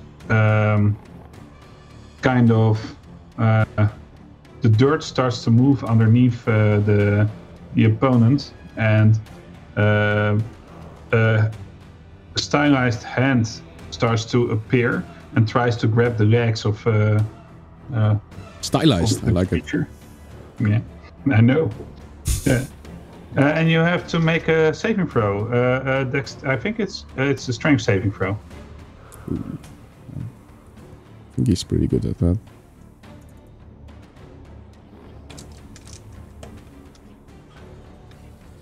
That amounts to a 17. Okay, so that fails, but the hand stays in a square and still poses a threat. Yeah, it's Earthen Grasp, if I'm not mistaken. Yeah, Earthen Grasp comes out of the ground. And I simply raise my shield and almost kind of snarl towards him, which is kind of like unbowen like. But yeah, I really don't like what's happening. So yeah, I think that's all I do for this turn. Cool. Then I hold my Solving. ground. Yes. I take up the air again, 20 feet. Take 2 the air again. Yeah. Yeah, and then I really look a little bit like disappointed at the guy with the bow. Charge a sunbolt and release it, trying to hit him with the armor class of 22. 22 is a hit. And then I deal 8 damage. Radiant damage. Then he goes, Radiante. Yeah, Then he goes Radiante down. versus the necrotic dude. Finally. And then Does he disappear when he goes down, or burn up, or whatever? No, but he also had an illusion about him apparently, which drops. He looks like... yeah, he also is clad in black with silver accents on his much better looking leather armor than what he was wearing in the illusion. He has this... this cloth cape wrapped around his neck that covers his left side only. Like this weird drape. It's not really a cape, but yeah. Makes sense? Okay. Yeah. Do we Yeah, yeah. recognize these guys from anywhere? So history or I don't know, do you? organizations? Can I make a history check? That's your turn. no, your turn. So I fly here and turn around to throw another light bolt at the mage type, another armor class 22. That's it, I imagine. Wait, let me check. Yeah, that's it. 7 radiant damage. Oh, sorry. You have...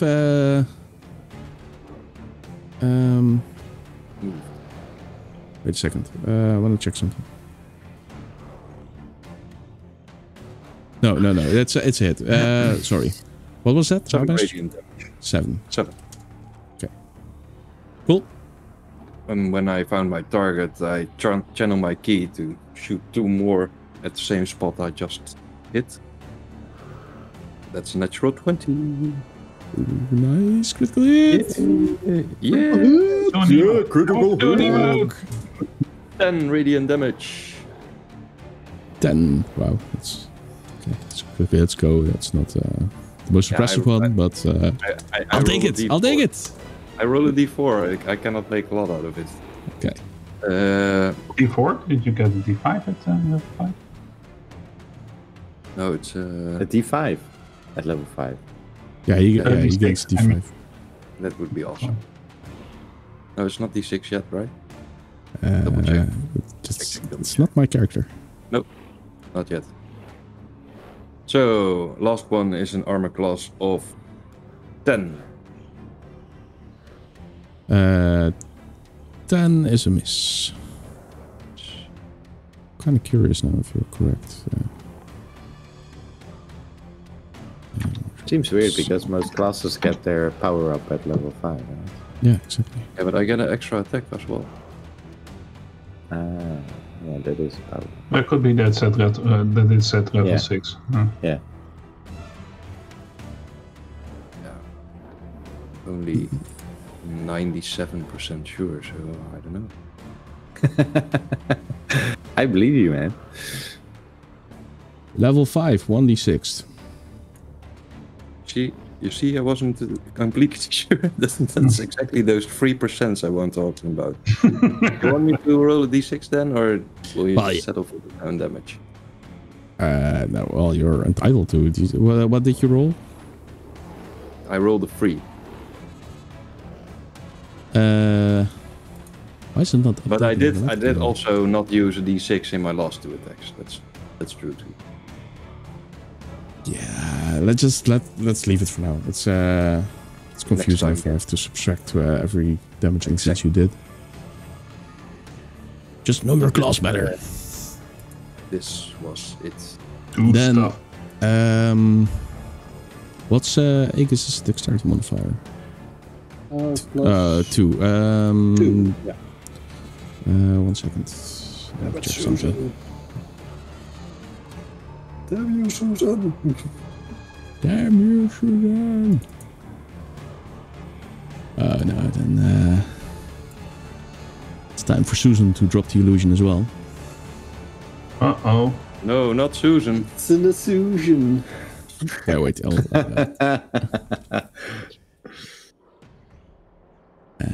put her in combat and give her an initiative of 8. No. Wait, why is this happening again? Well, I was trying to protect her. Like my thing was I wanted to step over her as soon as she was free and protect her. That's why I'm where I am. But she looked very suspicious. But she looks very enraged at the sight of Quintus. And she snarls, "Die, Templar!" And she attacks with a rapier.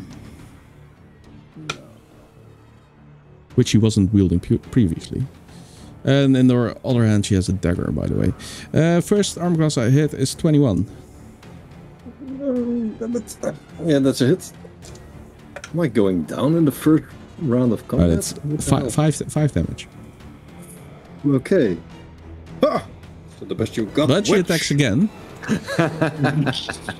Oh, that's only... Okay, that's... I mean, balancing the skills is armor class 8. Yeah, that's a miss. And then one more attack with her dagger. That's an armor class of 17. That's a miss. Yes! 18! I live to fight another day. Another round, at least. Another 6 seconds. And then it's Aegis' turn. Aegis, okay. So there are a lot of juicy targets. There's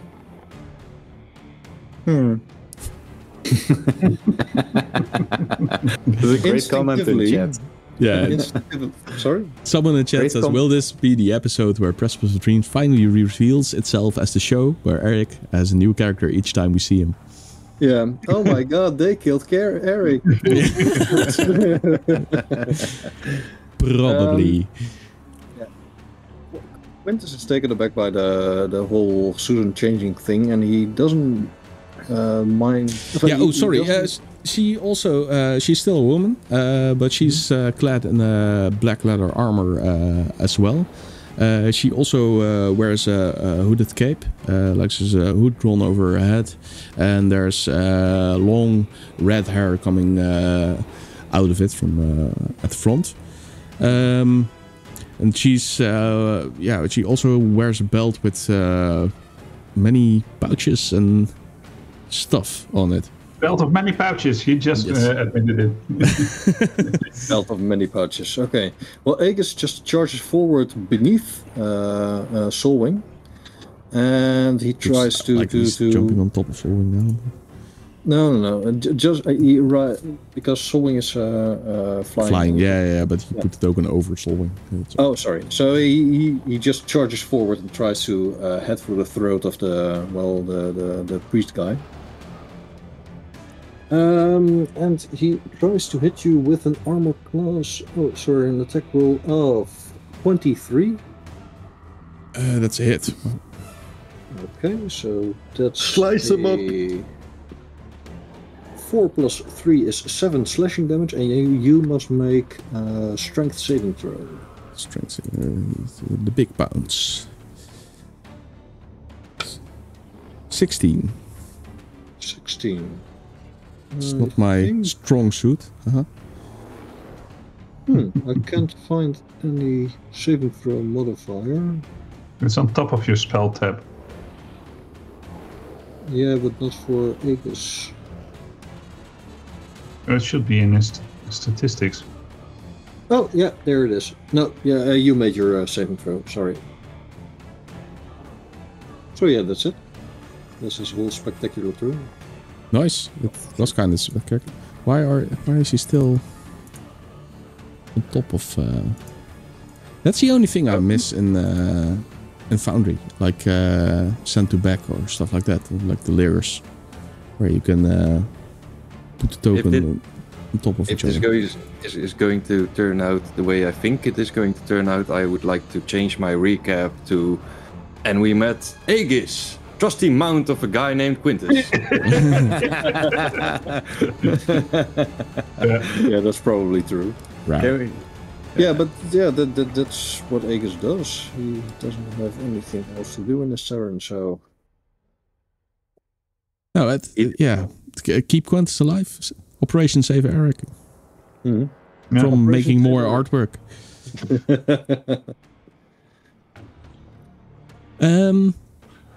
Yeah, so that's the end of the turn. Start a new turn with... Quintus. Okay, so how does the guy behind me look? Does he look wounded or very wounded? Very moderately wounded. Moderately wounded. Yeah. Okay. Well, let's change that, shall we? Like his bar is still larger than that of Oddleaf. Yeah, because I am... Also, you can check the initiative yourself in the initiative screen. It's the fist icon on the tab. The fist icon. Okay. Oh, here. But, try to find a way to put it... No, it's not because I didn't update the document. And I kind of want to find a way to implement this initiative tracker because it looks cooler. Well, show it on the right side there it is. of the combat screen. Yeah, there it is. So I can try to use lay on hands and heal myself for 23 hit points, or I can press the attack and hope that any one of you... Cool. Well, press the attack then? Well, I mean... Look. It's either or. We're both screwed. Yeah. Right? Yeah. I can do some healing, but it's very minimal. So, like, if I heal you, I might go down, but I might not be able to heal you enough, and you go down as well. I think if I do 2 attacks against the priest guy, I might be able to knock him down. Yeah, it's a gamble. And that's the gamble.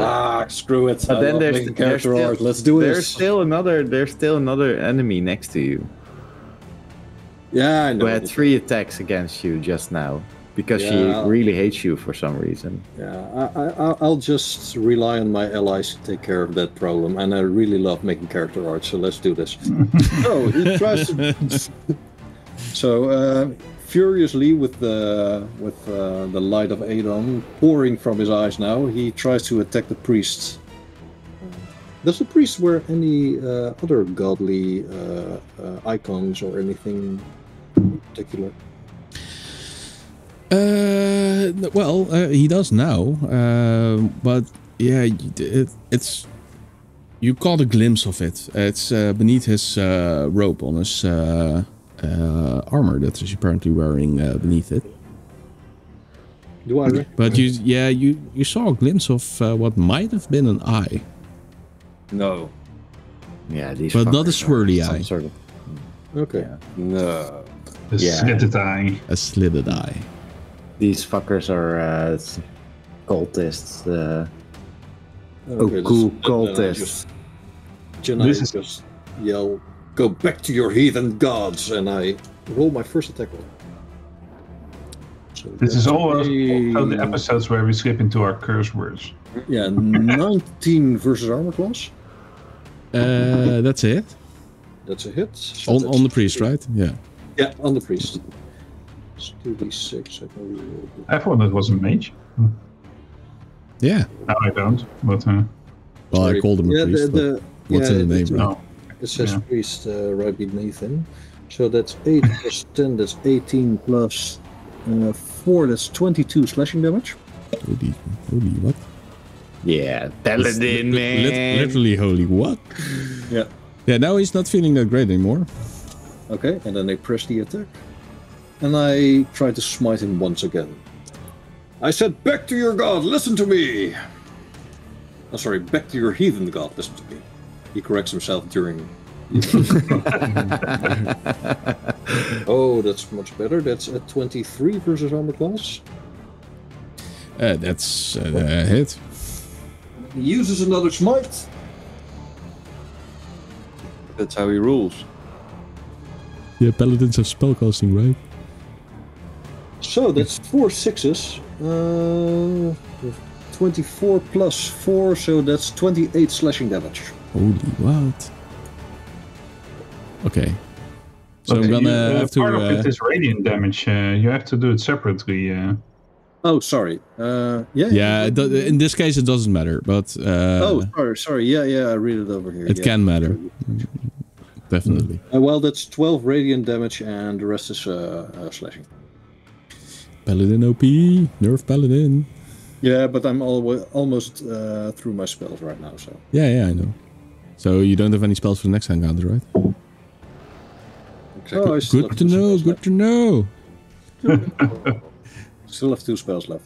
Anyway, this was your turn? Yeah, that was my turn. Let's see what Oddleaf can make of hers. Okay, so remind me, 5th edition, spellcasting Hello. in melee. Melee. Yeah, as long as you don't make an attack roll, it's no problem. As long as I don't make an attack roll, it's no problem. And as long as you don't make a ranged attack roll, it's no problem. Oh yeah, that's true. A melee spell attack still doesn't impose this advantage.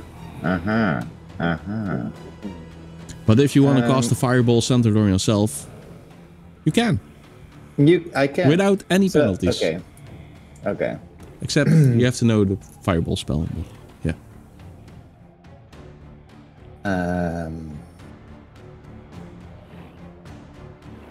Okay. I turn my attention to the woman. And I lace my words with magic as I say, I don't know what Okul promised you. You will not get it from him. And as those words take effect, she takes a minus on her saving throw. As I say, now, I suggest you stop attacking us and tell us everything that we want to know. Can you put an "and" statement in a suggestion? Why not? Because you can go on forever then. A suggestion should be one thing, not two. You suggest a course of activity limited to a sentence or two, and magically influence a creature you can see within range that can hear and understand you. So I tell her to stop attacking us and start talking. That's what I do. And she takes a -4 on her save. -4, okay. Wow, that's nice. What a threat. Also, yeah, okay, you can roll that. The wisdom, right? Oh, yeah. Sorry, I totally missed it. Did I kill the guy? Yes. Yes, you did. Yeah, you did. So that amounts to a 16. Really? Yeah, really. Yeah, that's it is a really good dice roll, though. But yeah. Yeah, that's the save. It's a DC of 15 for me, right? Oh. It is. You had a higher DC overall. Well, what's your You're DC? level 5, man. Yeah, that's true. I'm used to. What does it build out of? Point. What is it? It's 8 plus your proficiency plus your caster modifier. So 4 plus 3 plus 8. Yes. So 15 is 15. Yeah, that sounds right. So it's correct. Yeah. It just seems that it has been 15 always, and it has never changed. No, it just went up to 15.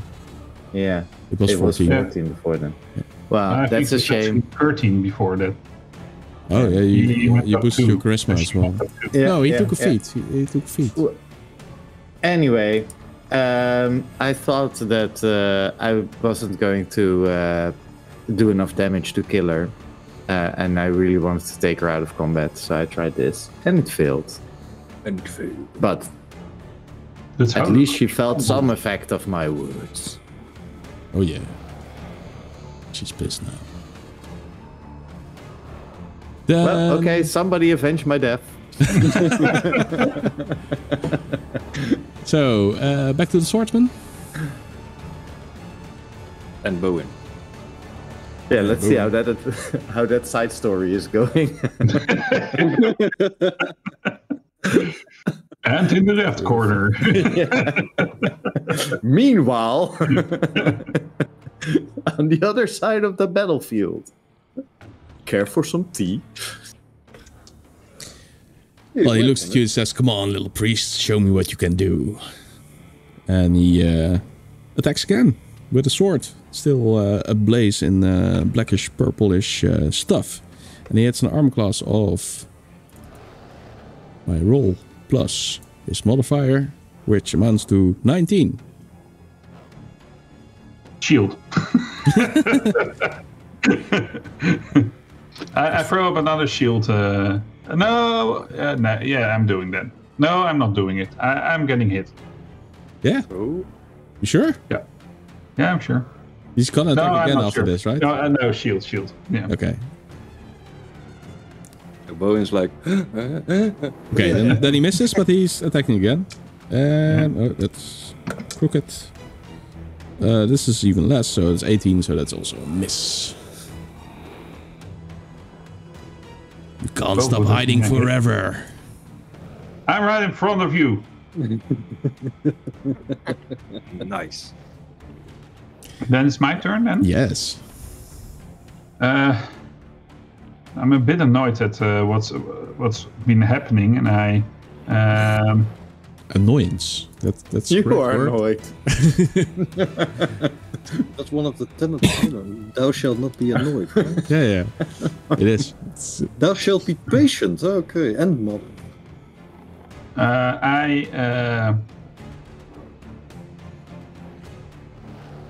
actually disengage and move here, and then I cast. My thing only works with cure wounds, right? Lunar Dichotomy, yeah. Yeah. It's a bit of a pity. Oh my god, I just realized that I could have re-rolled the... Eldest Blast no, damage. I would have One. never... Yeah. The Bardic Yes. Inspiration. So I'm using a third level spell slot to cast Holy Word on Quintus. Oh wow, thank you. Healing Word. Healing Word, sorry. Awesome. Avenge me! So 4, 3, 2, which is 9. That's 13 healing restored to you. Whoa, that's awesome. The 13. grasp Yeah, man. is still at his turn, but it doesn't attack. So I'm right back up to 16. Still So- in the game, boys. It's the end of your turn? Yeah, it's the end of my turn. You guys can also no. pass on the turn by clicking on the arrow in the encounter list. Alright. Yeah. The encounter list. So It's the fist icon, the Okay, stone yeah, golem okay. icon in the top bar. But I don't see an arrow. Oh, I think actually It's not your turn. That's... Roger. Hmm? So I'm walking out of range of the spell. But it has a range of 30 feet to cast it, but I don't know what the range it has to maintain it. Well, if you move out of the spell's range, it fizzles, right? It disappears. And then it disappears. Yeah. If it's because it's concentration, or It's concentration. yeah, then if you're out of range of your concentration spell, it always ceases to function. Okay. Then it ceases to function. Okay. So Solwing. I fly here. I make a backflip so that my beak is pointing downwards, and I let the beak drop. You know? Do a flip. Drop. Let the beat drop. Let the beat drop. So Target Marauder. Action engage.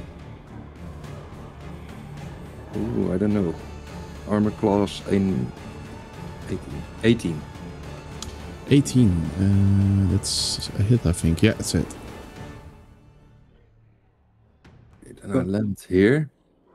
And with the beak dropping, you need to make a Constitution saving throw DC 14 to not be stunned.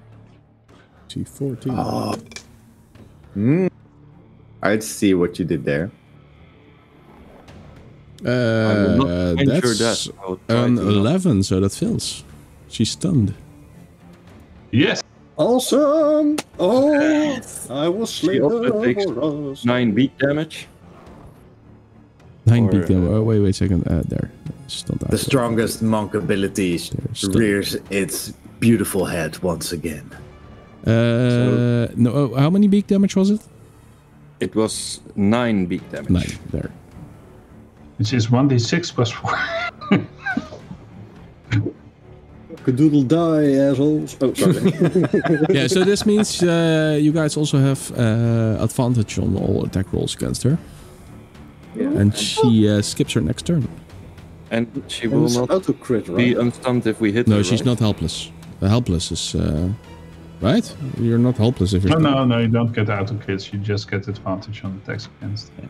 Can't move, speak only falteringly, automatically fails strength and dexterity saving throws, and attack rolls against creature have advantage. And she will still be stunned if I hit her again, right? Yes, so you have advantage on your next attack roll now. Okay. So then I turn around with a leg kick. Leg kick, armor class, 26. Good job. 26 is a hit. And he would do another 9 damage.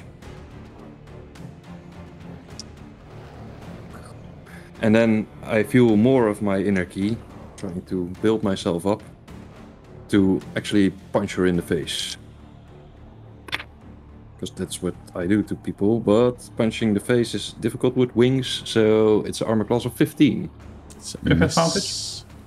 With advantage. It's a miss. And then for my final trick, because it worked so well, I try to peck at her shoulder with my beak again. And miss. Advantage does not work. But it's advantage is crap. Never use it again. Never, ever using it again. No, it was. It's okay. Use it. That was my turn.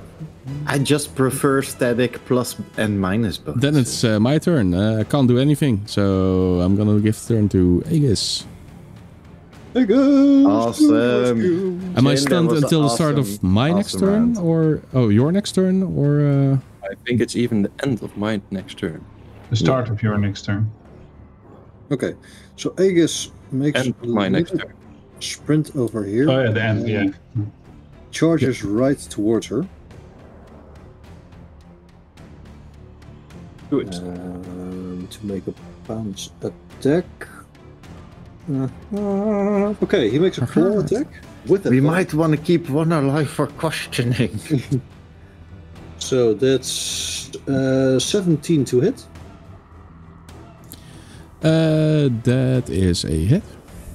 Okay, that's a total of 5 plus 3. That's 8 piercing damage, and she must make a strength saving throw. Yeah, that fails automatically. Fails automatically. Okay, she drops to the floor, and he makes another hit, another attack with his bite. And that's 22 versus armor class. Whoa, and that's 11 piercing damage. As he bites her in the face. 11. Okay, still alive though. That's one OP mount. It's actually quite terrible to still Nerf be alive. Nerf Paladin. Yeah. Also, speaking about paladins, Quintus, your turn. Okay. Do you know what I suddenly realized? I forgot about Kiss. Yeah. Okay, so Quintus stares down at her and he says, die by the light of Aedon witch, and he tries to stab her through the chest with the full length of his longsword. With advantage, so that's a +7, that's a 21 versus armor class. 21 is a hit. Yes. Does she look really, really wounded or really, really, really wounded? Yes. Okay, then I'll just do normal damage. Normal damage, wow. Yeah. Okay. That's 6 + 5 + 4, that's 9 + 6, that's 15 slashing damage, sorry. Cool, still alive. Okay, a bit annoyed that he didn't kill her outright. He slices, he picks up his sword again and he tries to chop off her head right now. Whoa! And that's a natural 20.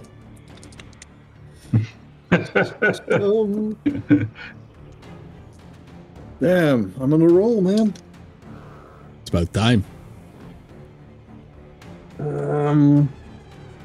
What do you think, guys? Should I pour in an extra dice for my Smite? The ground? Smite? You mean your head chopping die? Oh, but this is so awesome! I finally have a critical hit, man. Hey, there's still one other person to interrogate, so I just said we needed one person at least to interrogate. Okay. I'll do regular damage then. So I can reroll these two. Oh, still not that good. Damn. It's pretty shitty. 11, 4, +4, that's 18 slashing damage. 18. I think that is enough. She is dead. You chop off her head. I chop off her head, yeah. Okay. That's kind of gruesome. No. I hold up my shield. I hold up my shield. And then hopefully she starts just making in time. death saving throws. Yeah. Yeah, that's how it works, right? It serves you right, heretic. And I turn towards the other guy. And I move up to... I can move quite some way, but I move shoulder to shoulder with my brother Bowen. Seems about right. And I say, hold fast, brother. Yeah, sure.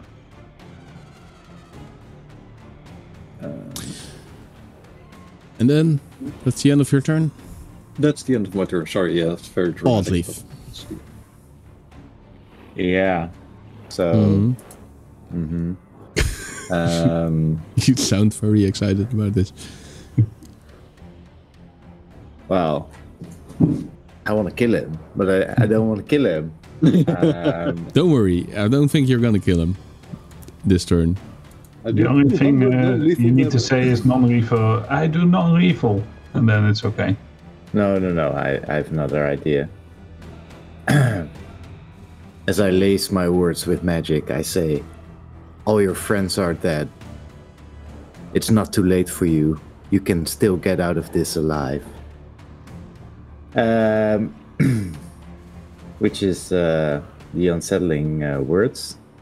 And then where is it? Damn it. Ooh, so exciting. I'm so excited. Yeah, and then I say the same thing. I suggest you drop your weapons and tell us everything that we want to know.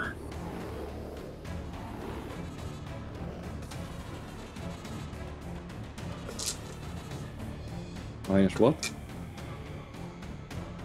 I am going to use my item to reroll this. It was a 3. I'm hoping for a bit higher. You have to keep the second roll though. It's a 4. It's a bit higher. So it's a bit higher. It's true. It's true. So yeah.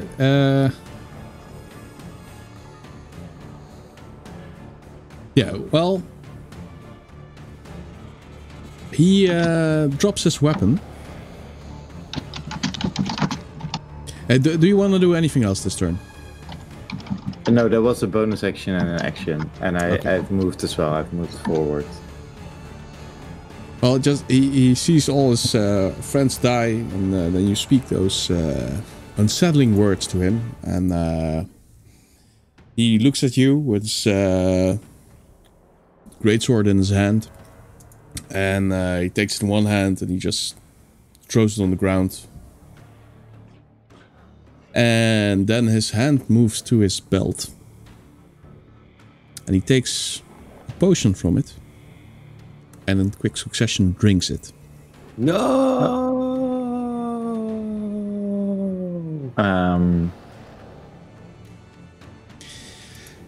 At which point he starts to gurgle a bit, and he falls to his knees, and you see his hands, his arms starting to bulge against his plate armor, which subsequently rips apart and goes flying in directions. You see his arms turn purplish, bluish purplish, and become bigger. And two more arms sprout from his side. As he stands up, he lets out a massive howl from his wolf-like face. No. And he turns into a violent. Okay, but he made a save then. Is what I'm assuming. Yeah, he made a save. All right.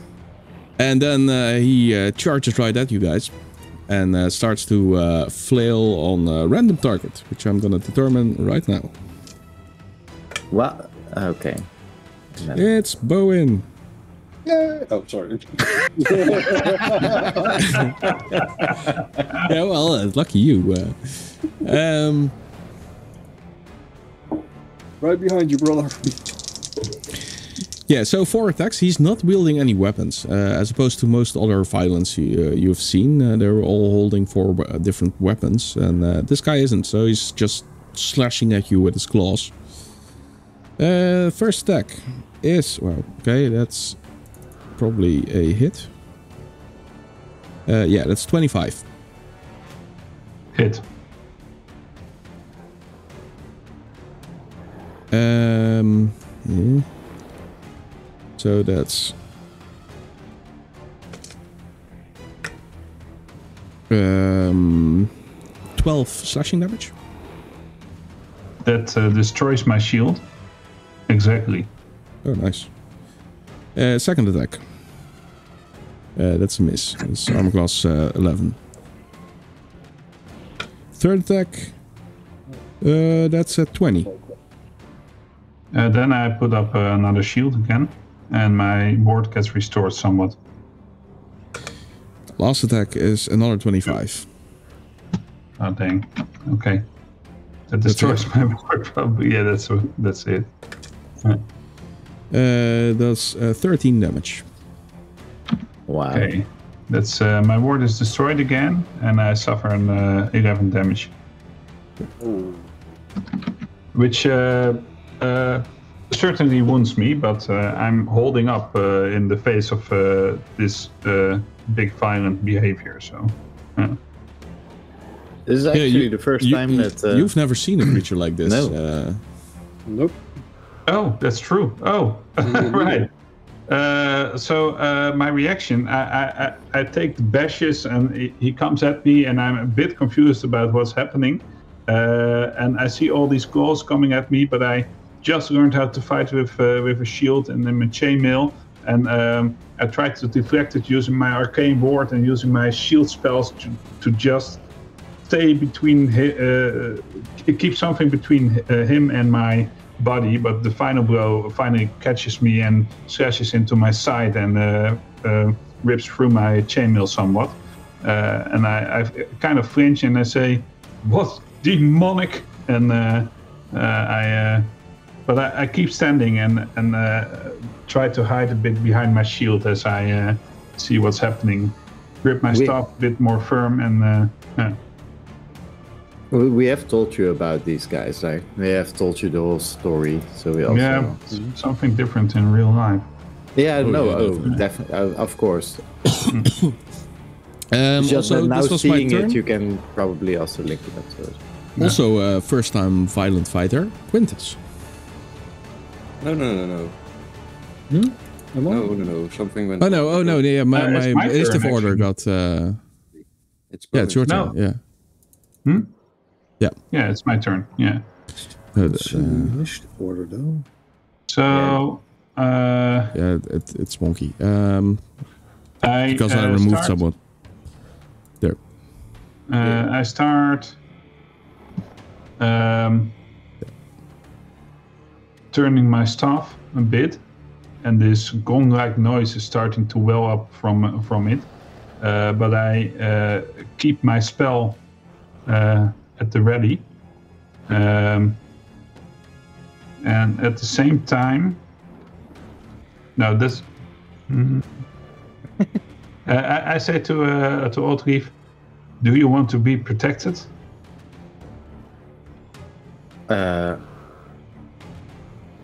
Always. I cast Sanctuary on Oldreef. Sanctuary.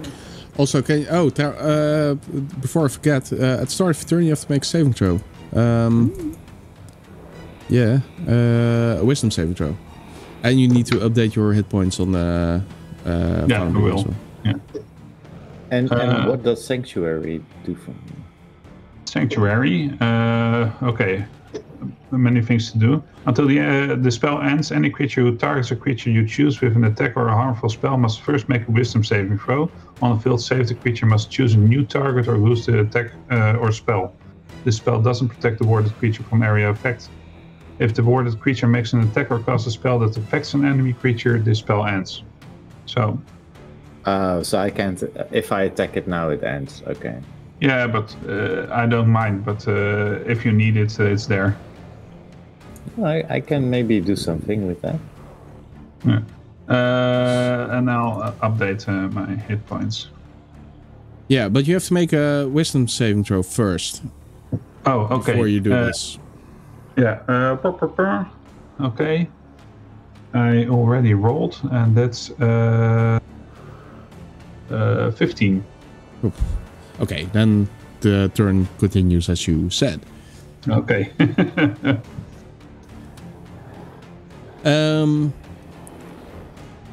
But you feel these waves of violence and anger strike against your mind.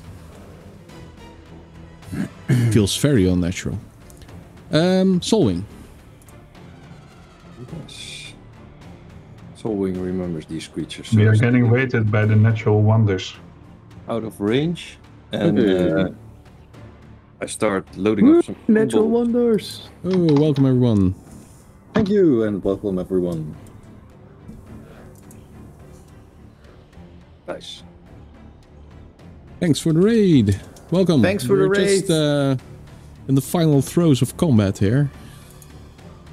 The final throws. We just got attacked by this purple monstrosity. It's only one enemy left. Yes. Should be easy, right? You killed a bunch of them already. I made my first attack with an armor class of 10. That's miss. And then I probably... man, I didn't say... once he gets hit, I lose my spell. I didn't say the thing for my health spell. Armor class 21. That's it. Not sure what you're talking about, Wilfer. 8 radiant damage. 8. Yes. Noted. I'll do it. Thanks again at Randominati for the gifted awesome. sub. Thanks. Yeah. Oh man. So many gifted Yeah. subs. Damn, So many gifted subs today. we are on a roll, man. Well, He's on the roll. Randominati is on a roll. Yeah. He's giving us the roll. I'm using some of my key energy to load up some more radiant sunbeams, and as I stretch out my wing, I throw another. Cool. Which hits an armor class of 16. That's a hit. Hey. That's nice. And that's 11 damage. radiant damage. Okay. Let's start. And with my last radiant sunbolt, I try to hit him in one of his eyes, which is a difficult shot. But with the armor class of 22, he might be in the neighborhood. It's a hit. In the neighborhood. Yeah. Another 11 damage right next to his eye. Wow. It's all small attacks, but it counts a lot. Yeah. So at that moment, my staff spins till crescendo, and the bell tolls, and he has to make a wisdom saving throw. That's yeah. It's 17. I think it's a wisdom saving throw. Right? Yeah, 17. Yeah. Oh man. So he's acing those wisdom saving yeah, throws. I know, right? Yeah. It's, I don't think I've rolled lower than a 15 on those wisdom saving throws this evening. Constitution. yeah. Yeah, the So that's constitution I pity, feel. but so the bell doesn't resound in his head. That's a pity. And I kind of feel confused at my stuff because I feel that I'm getting this energy from somewhere else. Ooh. Strange. Mysterious. Sorry, somewhere else? Time for our new hero. Quintus immediately stops fighting. I mean, somewhere else? What are you Explain yourself, Bo.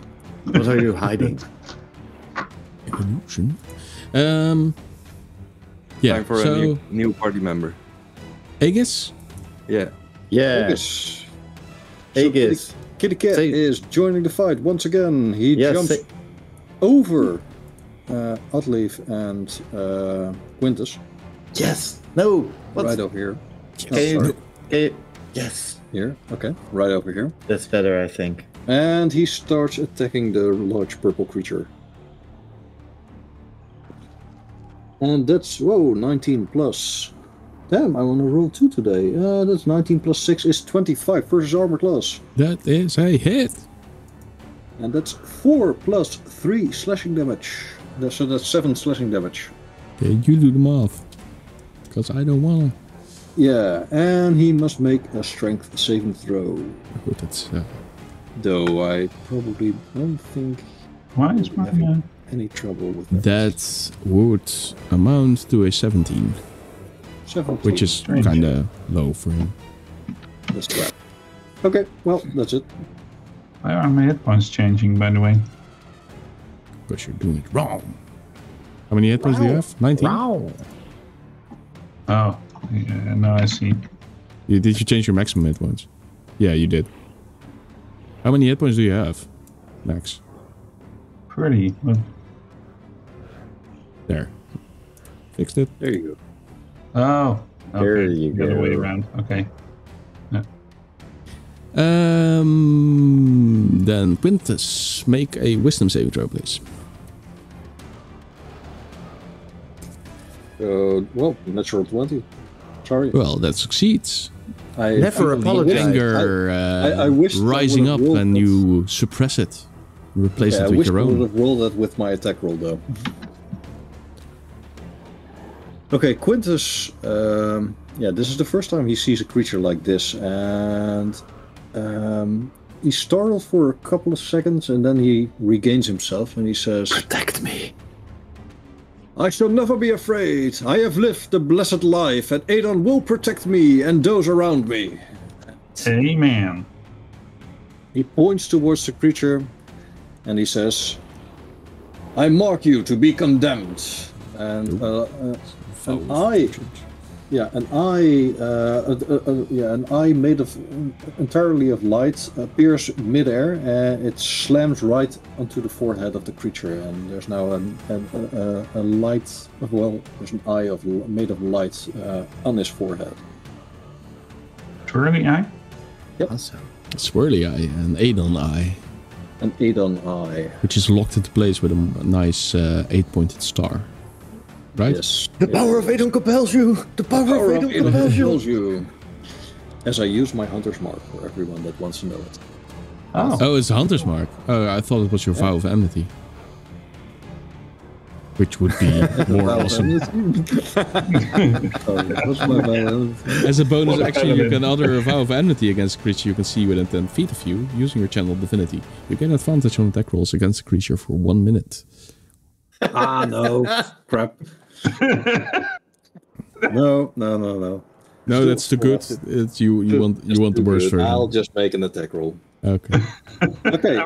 He steps forward calmly and he attacks the creature, facing his fears head on. Oh, well, rolling 20 in total to hit. That's nice. Is it a hit? 20, yeah. Definitely. Okay. These guys aren't that bad, armor class wise. Then I use my last spell dice to convert it to a smite.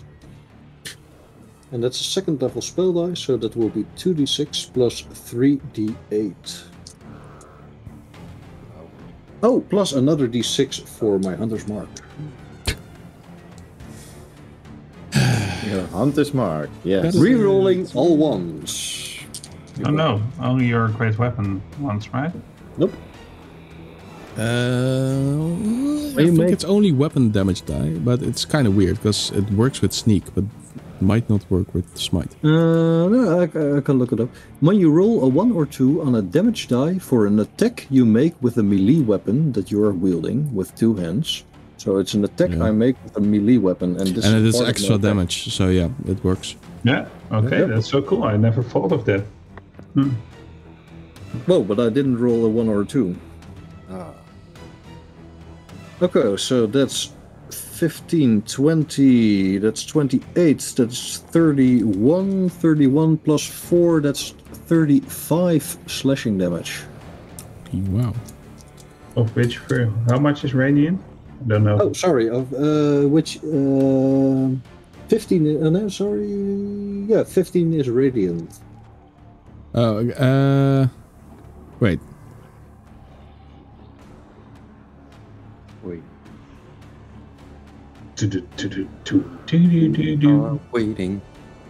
Waiting for some more people. Yeah, if you're a paladin and use divine smite with a great sword, great weapon fighting doesn't let you reroll a 1 or 2 that you roll for the damage of divine smite. It's from the wizard side. Okay, well, I still haven't rerolled any dice, so it's still the same amount of damage. Wow. The main purpose of this limitation is to prevent the tedium of excessive rerolls. Oh, it's so bad if you have to reroll stuff. Oh, it's not fun at all. What a tedium. And for my second attack, I rolled an initial 1, so. Well, quite disappointed about that. Oddleaf. All right. Hey, Vix.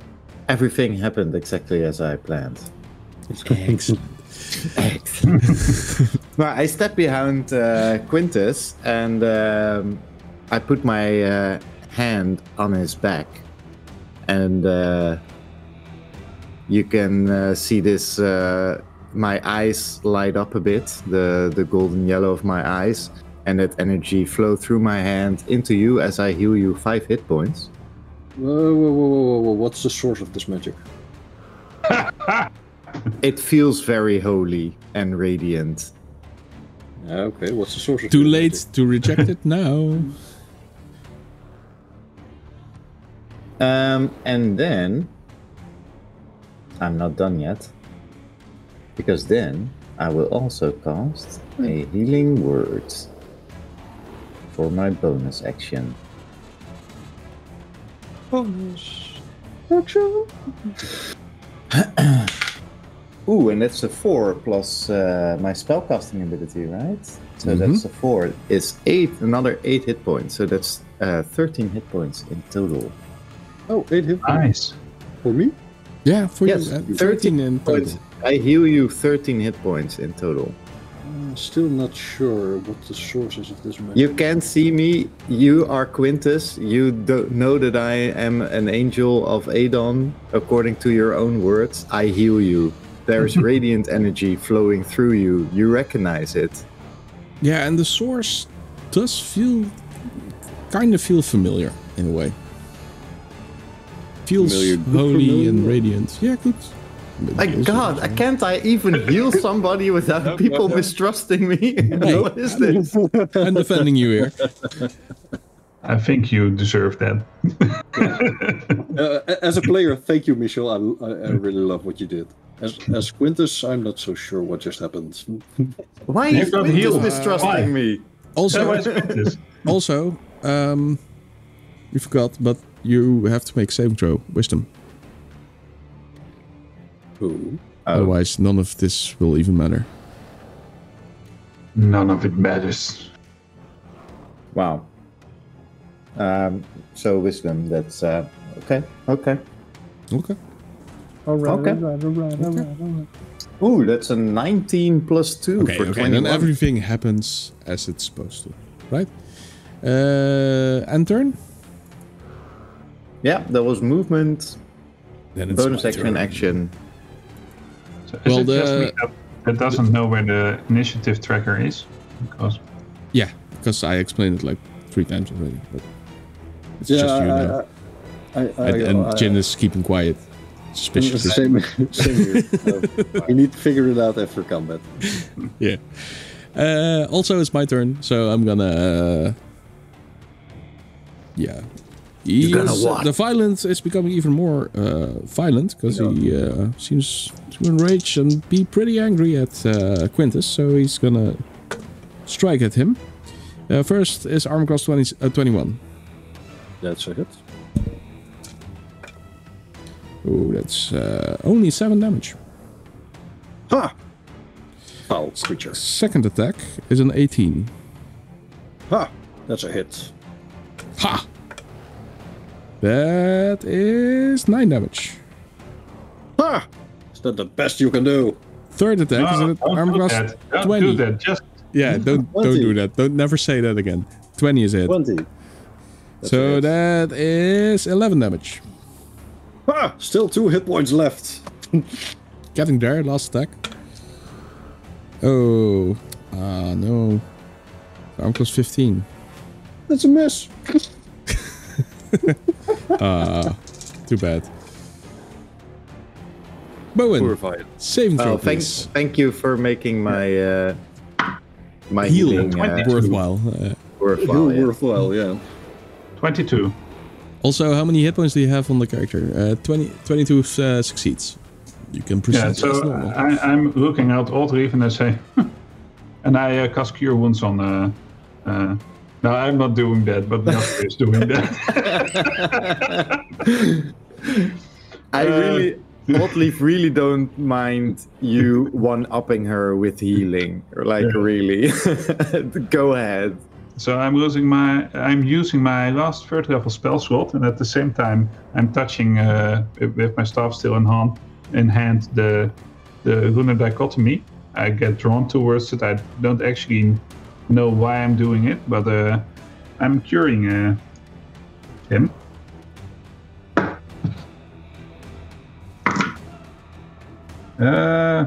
Okay, could have been better. Eric, can you update your hit points on the foundry? I already did. It's 29. Wait. Yeah, it's 29. I cure you for 25 hit points. No, Wait, what? Oh, sorry. It's you 2 took again. damage. Yeah. Yeah. I You see. only had 2 hit points left, you just said. Yeah. And now 25, so that's 27. Damn. And you know why I wanted you My to hit points win? are going all over the place. You know why I wanted you to win this heal off, Jasper? Because now with this action, you have firmly set Established yourself myself as the healer of the party. Thanks, Jasper. Now he never has to heal again. I can only do this once. Is that your turn, Jasper? Yeah, that's my turn. Yeah. Solving. You I'm are getting- outside of the radius, so you don't have to make saving throw. Yeah, solving smart sometimes. And He actually is frustrated that this Violent is again coming to kill our party and tries to steer all his sunbolts at the same place, hitting an armor class of 25, 27, 20, and 16. That's all hits. 16 is a hit. So the Violent is not the only one with 4 attacks. I'm just gonna say, how do you want to do it? Well, actually, just as I said, so I'm spreading my wings first to gather all the sun energy, and then suddenly I say, drop! And then I point my talons forward, and from 2 fingers from every hand comes a bolt, and they collide halfway through to shoot a hole right through his chest. I think. Cool. Yeah, they all form this one gigantic solar beam that just crashes into him. You see some anime lines everywhere, and you pierce him. He falls to the ground and dissolves into a purplish mass that seeps into the ground. You should really come up with like a Kamehameha kind of cock-a-doodle-doo. But then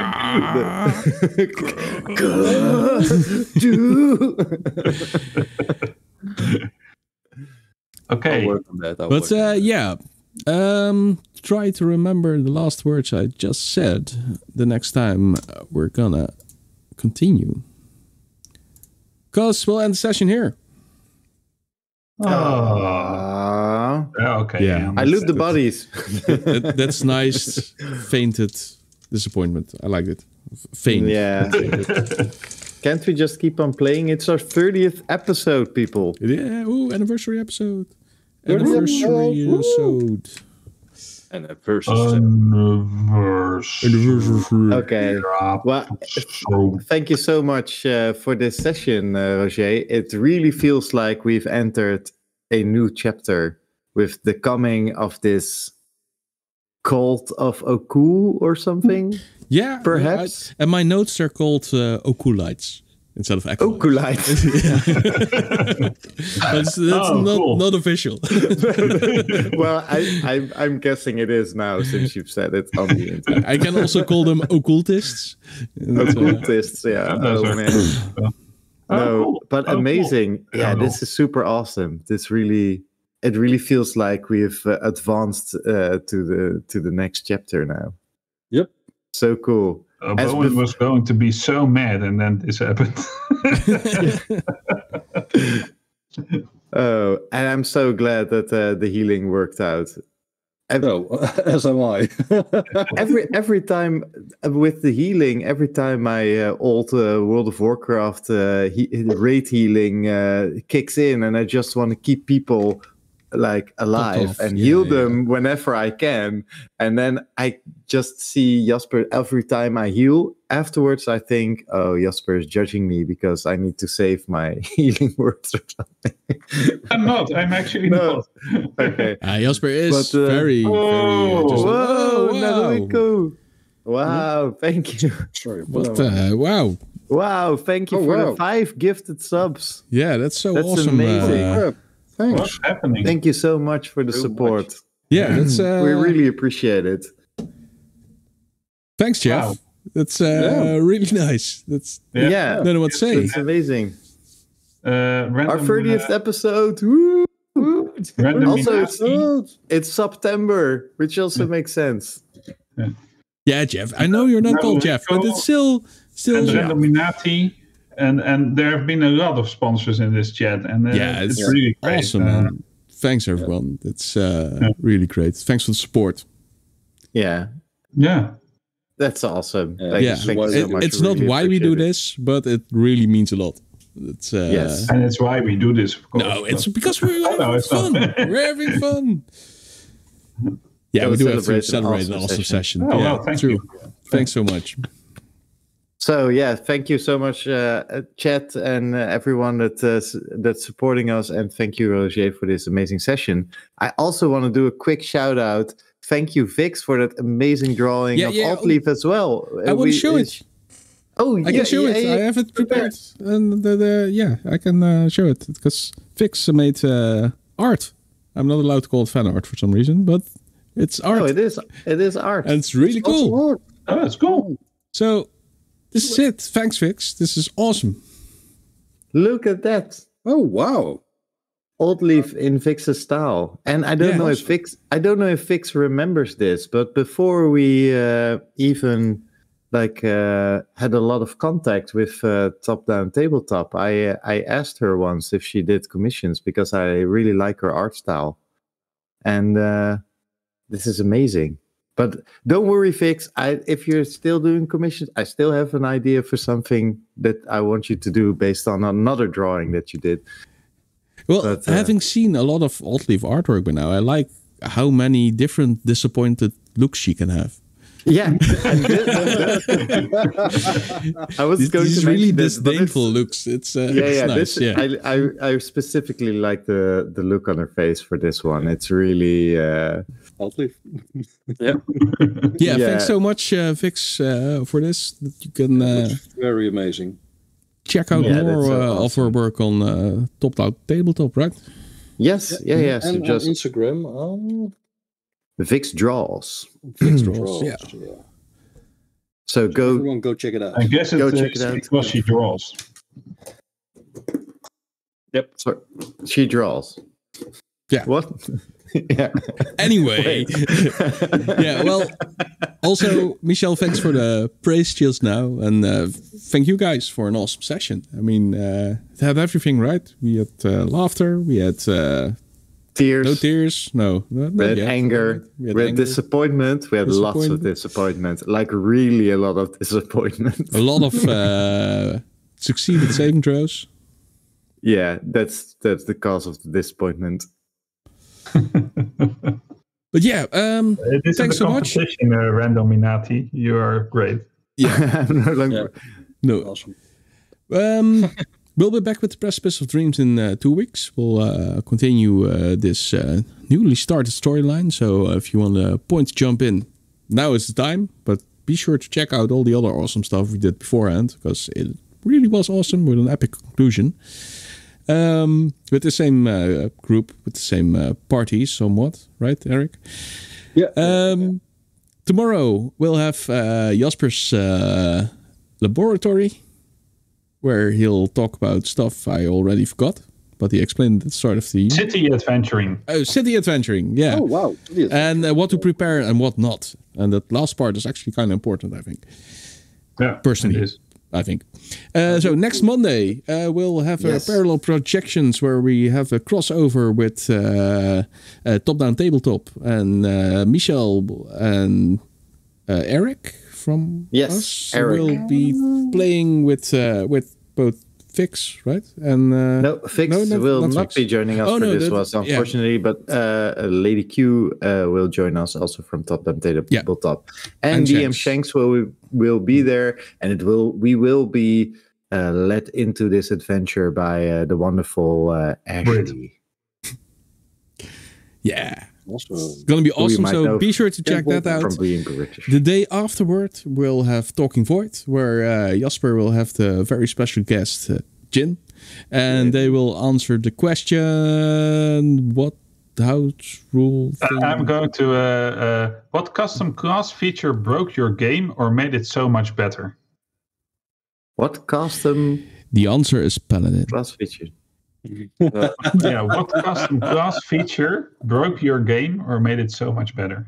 The answer is an example, Rocier's crit abilities in the second edition. Actually, no one knows what you're talking about here. Yeah. No, but you know. But yeah, might see a return of those at some point. Maybe here. Sometime. I don't know. People enjoyed them. Oh. Anyway, Jin has become all blurry. Which means we need to sign off, or do we want to keep talking more? We're going to sign off. I think. Yeah, we are. Well, everyone, thanks so much for all the gifted subs, for all the support, for just hanging out in chat and joining us on this awesome adventure that we're on. Michel? we can do. We should do raids as well. We should raid another channel. Yeah. Then, do you have a suggestion? No, Because the DM is live. Oh, is Cast the DM live? Then yes, definitely Cast the DM. Cast the DM. Yes, it's with a K, right? Capital K, yes. capital T, and capital Yes, D. yeah, they have to do. It's case sensitive. Cast. Yeah. So. Oh, there it is. Yeah, Cast DM. Hey, awesome. So everyone. There we go. All right, we'll be signing off. We'll have some end credits rolling, and then we'll go on the raid. Join us for the raid. Yes. So thanks again. Stick around for Cast DM, and we'll see you all soon. Bye. Bye.